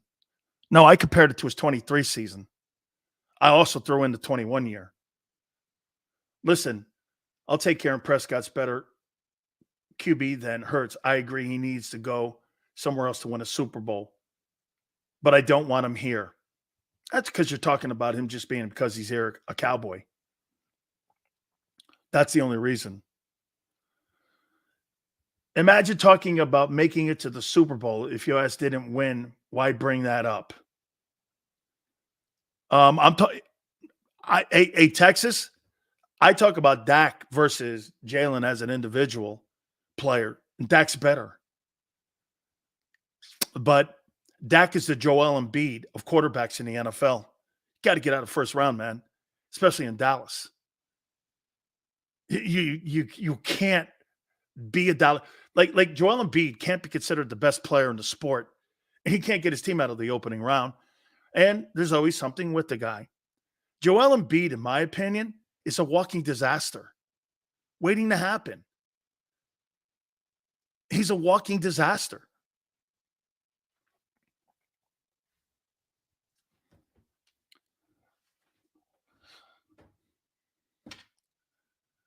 Well, Dak has played better. Hey, Jalen's 2-3 in the postseason. I know he got to a Super Bowl. Great. Phenomenal. Outplayed Mahomes. I know. Keep moving the bar. You lost. And you're 2 By the way, how many people believe Jalen Hurts will have above 500 record as a postseason quarterback in Philly? It's no because he's a Cowboy. Like you said, Embiid. Oh, Q, that's fair.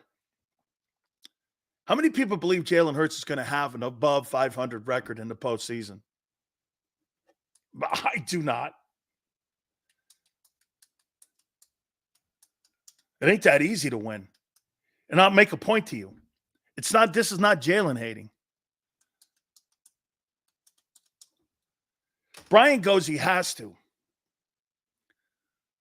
Here, let's do this. Postseason quarterback records, NFL. Here is information Okay. from Wikipedia. Simple. Yeah, we'll just go off this. This is fine. Here we go. Okay. How many people believe that Jalen Hurts is going to have above 500 record as a starting quarterback in the National Football League in the postseason?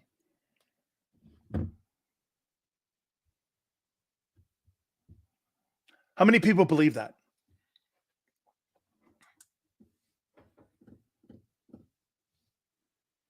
Well, he's 2-3. McNabb gathered a lot of wild card and first round playoff. Senior goes guaranteed. Okay, let's take a look at that. You think Peyton Manning's a great quarterback? How many people? Steve goes, I do. All right. How many people believe that Peyton Manning is a great quarterback? Do you think Peyton Manning's a great quarterback? Jalen's 2-3. That's actually not bad. How many people believe that Peyton Manning, phenomenal?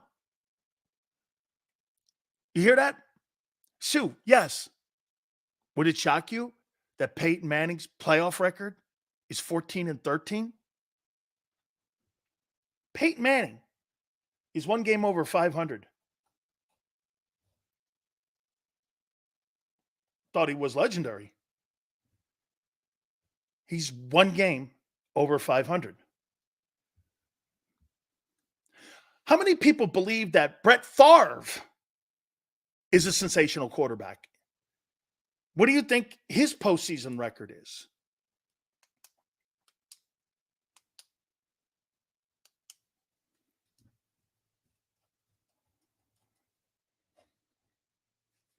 These guys think that Jalen Hurts is going to have above 500. Never happened. Oh, okay. Well, here's Brett Favre. Brett Favre didn't really play against a ton of Brady because they were in the NFC. Brett Favre's record in the postseason is 13-11. But Jalen Hurts is going to have above 500 record. Peyton Manning and Brett Favre.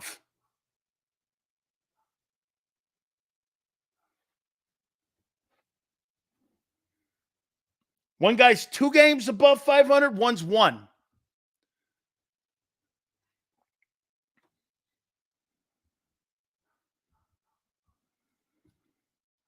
Donovan McNabb, 9-7. How many people believe that Drew Brees is a great quarterback? How many people believe Drew Brees is a great quarterback? He's 9-9. Dan Marino's 8-10. Here's my point. If you think that guy's going to have an above 500 record in the postseason, you're high.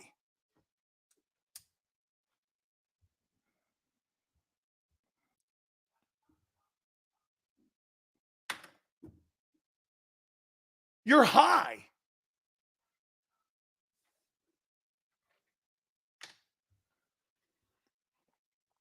Telling me that this guy, holy cow. Joe Burrow's 5-2.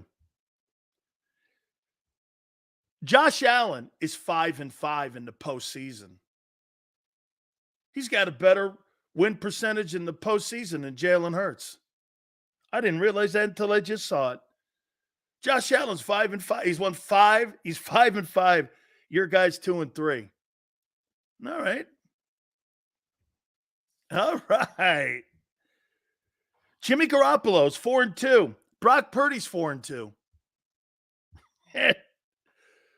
Matthew Stafford's 4-4. Jared Goff has a better postseason record than Jalen Hurts does at 4-4. Damn. Baker Mayfield is 2-2. Ryan Tannehill and Jalen Hurts both have a 2-3 postseason record. There's your comparison. Jalen Hurts and Ryan Tannehill. Hey, Barb, that's what I'm going to do right now. Jalen Hurts and Ryan Tannehill.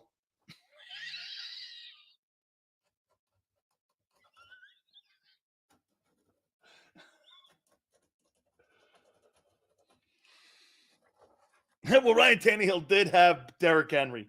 So we got to remember that one. Oh, my God. And he lost to Baker Mayfield, didn't he? So wait a minute. Lamar Jackson's 2-4. Jalen's 2-3. A lot more comparisons to those two guys than you think. Prescott's 2-5. He has as many wins as Jalen in the postseason. John Wofford has a 1-0 record. Marcus Mariota is 1-1. Trevor Lawrence is 1-1.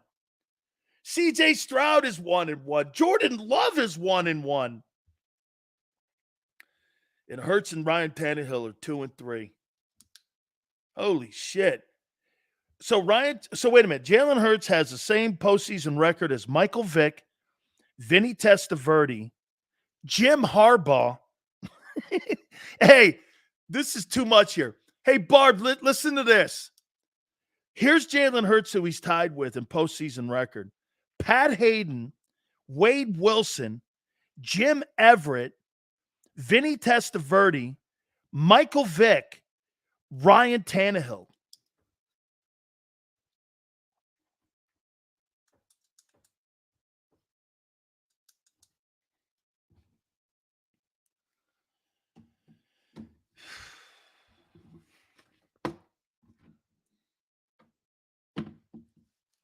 But how long has Jalen been starting? 3 years.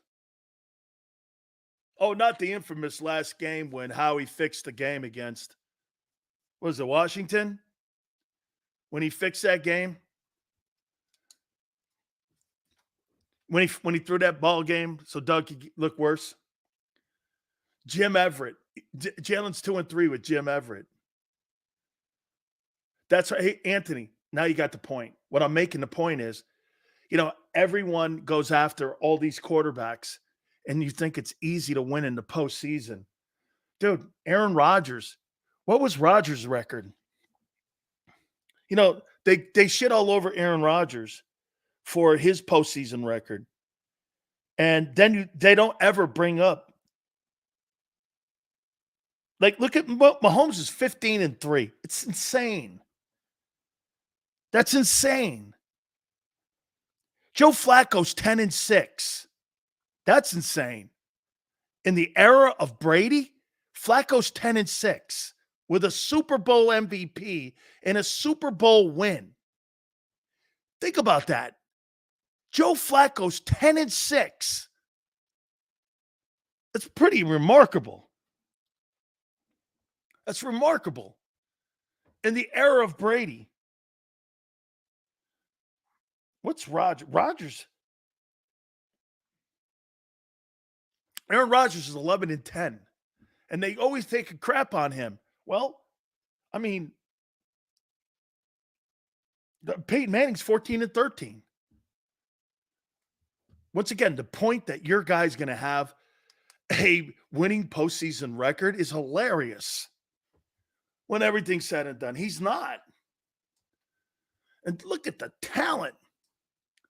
3 for 3 getting to the postseasons. Congratulations. You haven't won anything. Is that the litmus test? Rob, that's exactly, Rob, what I'm trying to do. Personally, I don't think 2-3 is awful.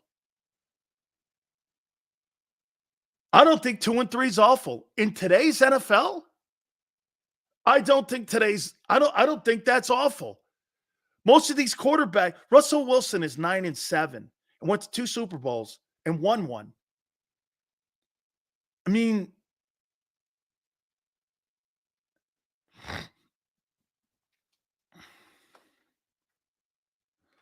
good point. Let's see what Justin Herbert is.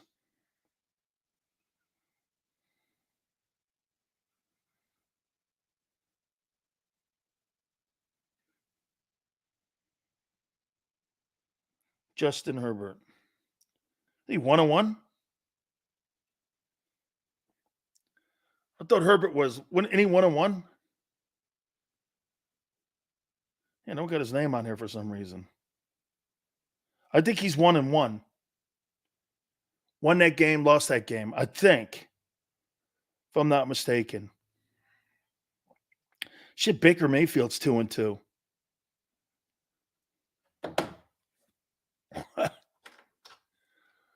No, 0-1? Oh, okay, he's 0-1. Oh, okay, he's 0-1. He's with the Chargers. Oh, look at these people trying to pretend that Jalen Hurts is a better quarterback than Justin Herbert. My God. You'll say anything. That guy is not anywhere near those dudes. They're nowhere near that guy in talent, arm talent. Justin Herbert has – the reason that Jim Harbaugh took that job was because of him. Who in their mind – no sane person would put in a draft, I'll take Jalen Hurts over Justin Herbert. No one in their mind would do that. No one in their mind would do this. Watch this. If you had to start your team with C.J. Stroud or Jalen Hurts, who would you start your team with? C.J. Stroud. If you had to start your team with Jordan Love or Jalen Hurts, who would you pick? Jordan Love.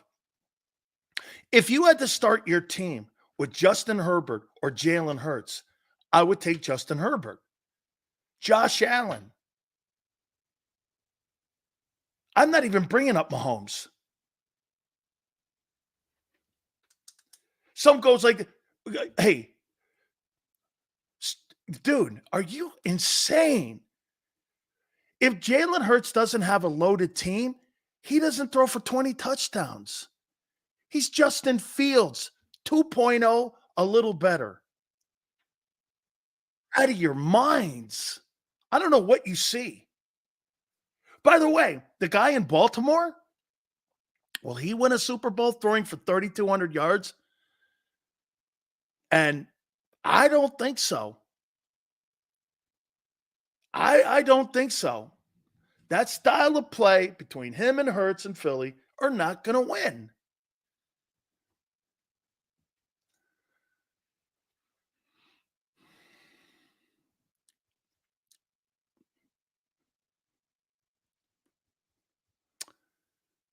I mean,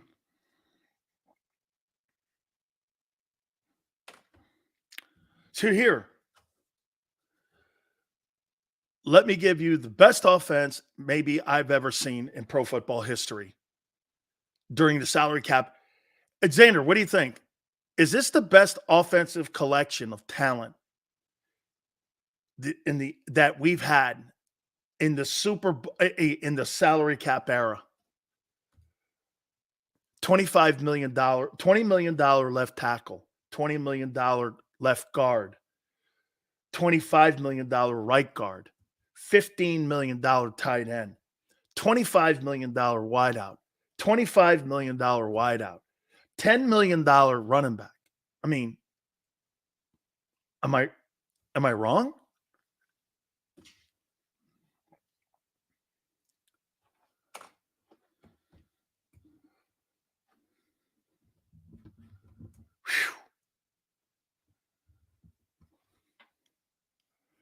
And get this, Ty goes 3 years in the league. Yeah, he took a step back with all that talent. Like Barb said, I thought we were what happened to last year's high-powered offense? This year, it's going to be high-powered, right? But last year, it wasn't high-powered when everyone had a career year, except the quarterback. So everyone had a career year except the quarterback. Brian, everyone had a career year except the quarterback. How's that possible? The quarterback took a step back. Brown took a step forward. Devontae took a step forward. Even DeAndre Swift had a career year. But the quarterback took a step backwards. So wait, the coordinator that you had last year, you guys are going to blame him. The coordinator was good enough to potentially get A.J. Brown an extension, a new contract for Devontae, a $10 million deal in Chicago for DeAndre. But it was his fault that Jalen sucked. Did you ever? Okay, our offensive play caller, Eagle fan, okay, he can't. That guy is so out of it. So wait a minute. The so-called, hey, moron, explain this. DeAndre Swift just got a brand new $8 million a year contract in Chicago because of the play caller. Brown's going to get a contract extension. Probably pay him their 30 because of the play caller last year. Devontae Smith just got a brand new $100 million contract because of the play caller last year. And DeAndre Swift, like I said, got a brand new deal in Chicago. How in the world did the offensive coordinator get all these guys paid and the quarterback take a step back?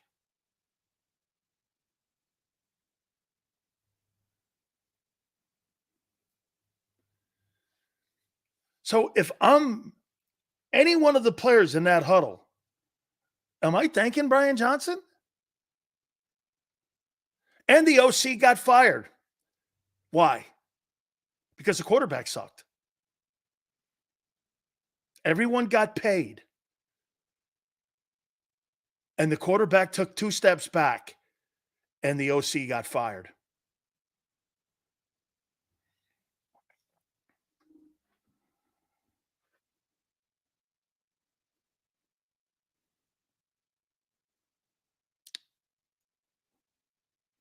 Here are the storylines that I think are going to be in the draft Thursday night.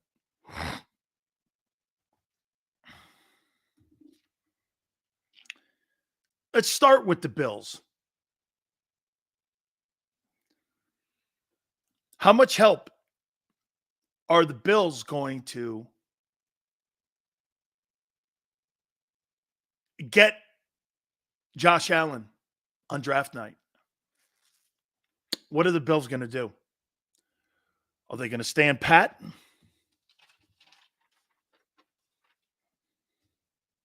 At 28? Are they going to move up? They lose Stephon Diggs? What are they going to do?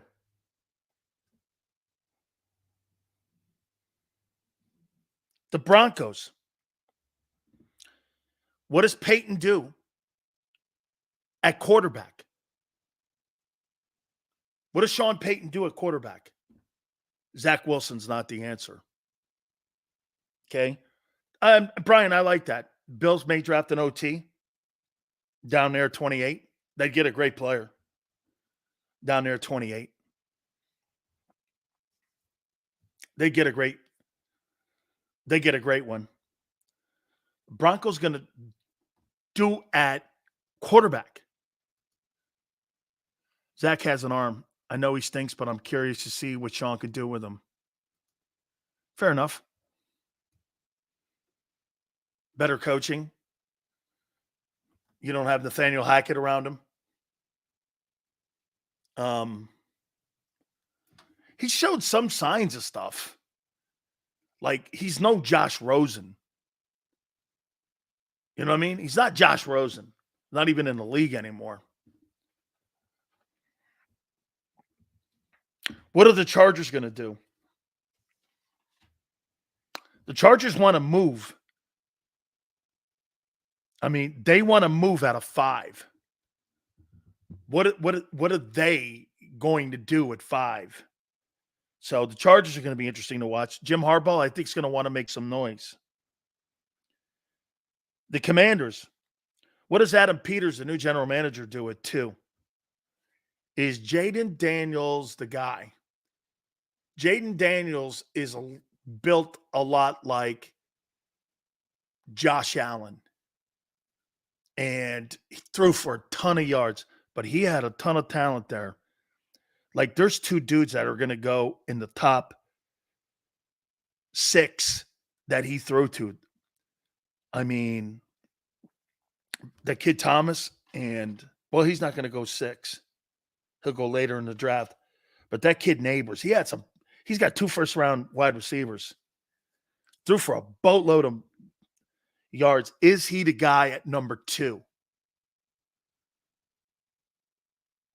The Patriots, what do they do at 3? This is all storylines, I think, for Thursday. And most importantly, what do the Vikings do with Jefferson? Do the Vikings trade Justin Jefferson to the Bills for the 28th pick and another pick the following year?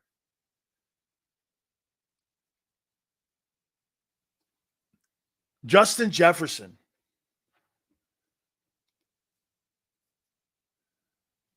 To the Bills.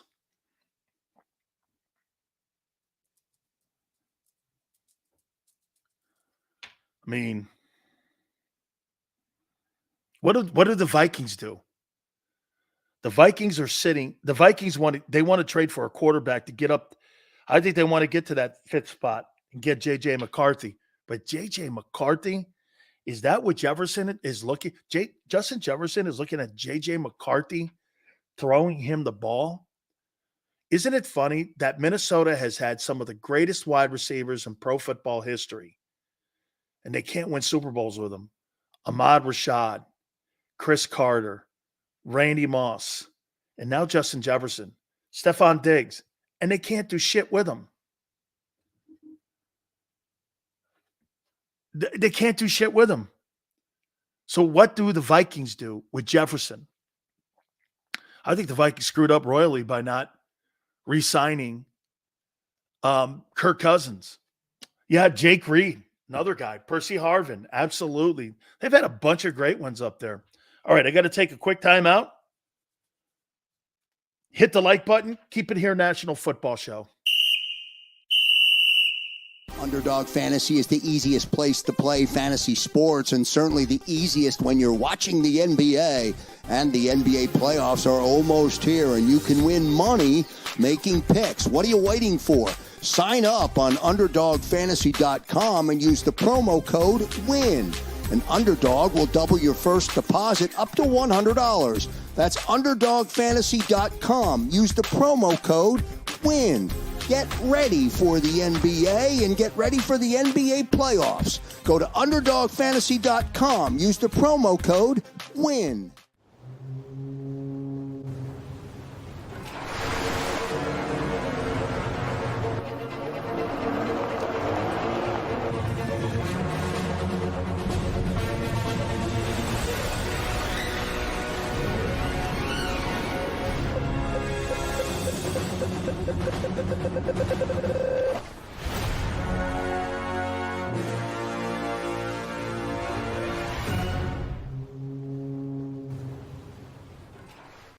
Philadelphia fans. We're cut from a different cloth. Born into a brotherhood and bonded to our team for life. We believe anything is possible because we've witnessed the impossible. While we may be from different neighborhoods, come Sunday, we are one, and we will be heard. Pondley Hockey, official partner of the Philadelphia Eagles. Hi everybody, my name's Jason Lombardi. I'm an inspector at JAKIB. At JAKIB we offer three major services, the first one being basement waterproofing. The second service we offer is foundation and structural repairs. And then the third service that we offer is mold remediation. If you feel you are having a waterproofing issue, give JAKIB a call or check us out online.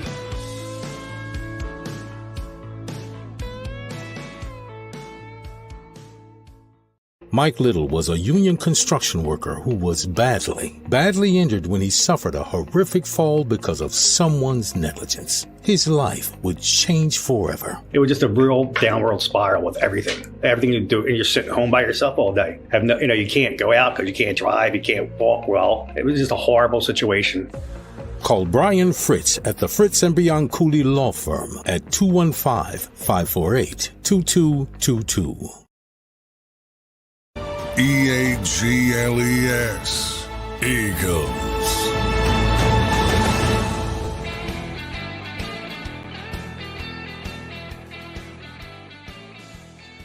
So 8 Elite Light Lager.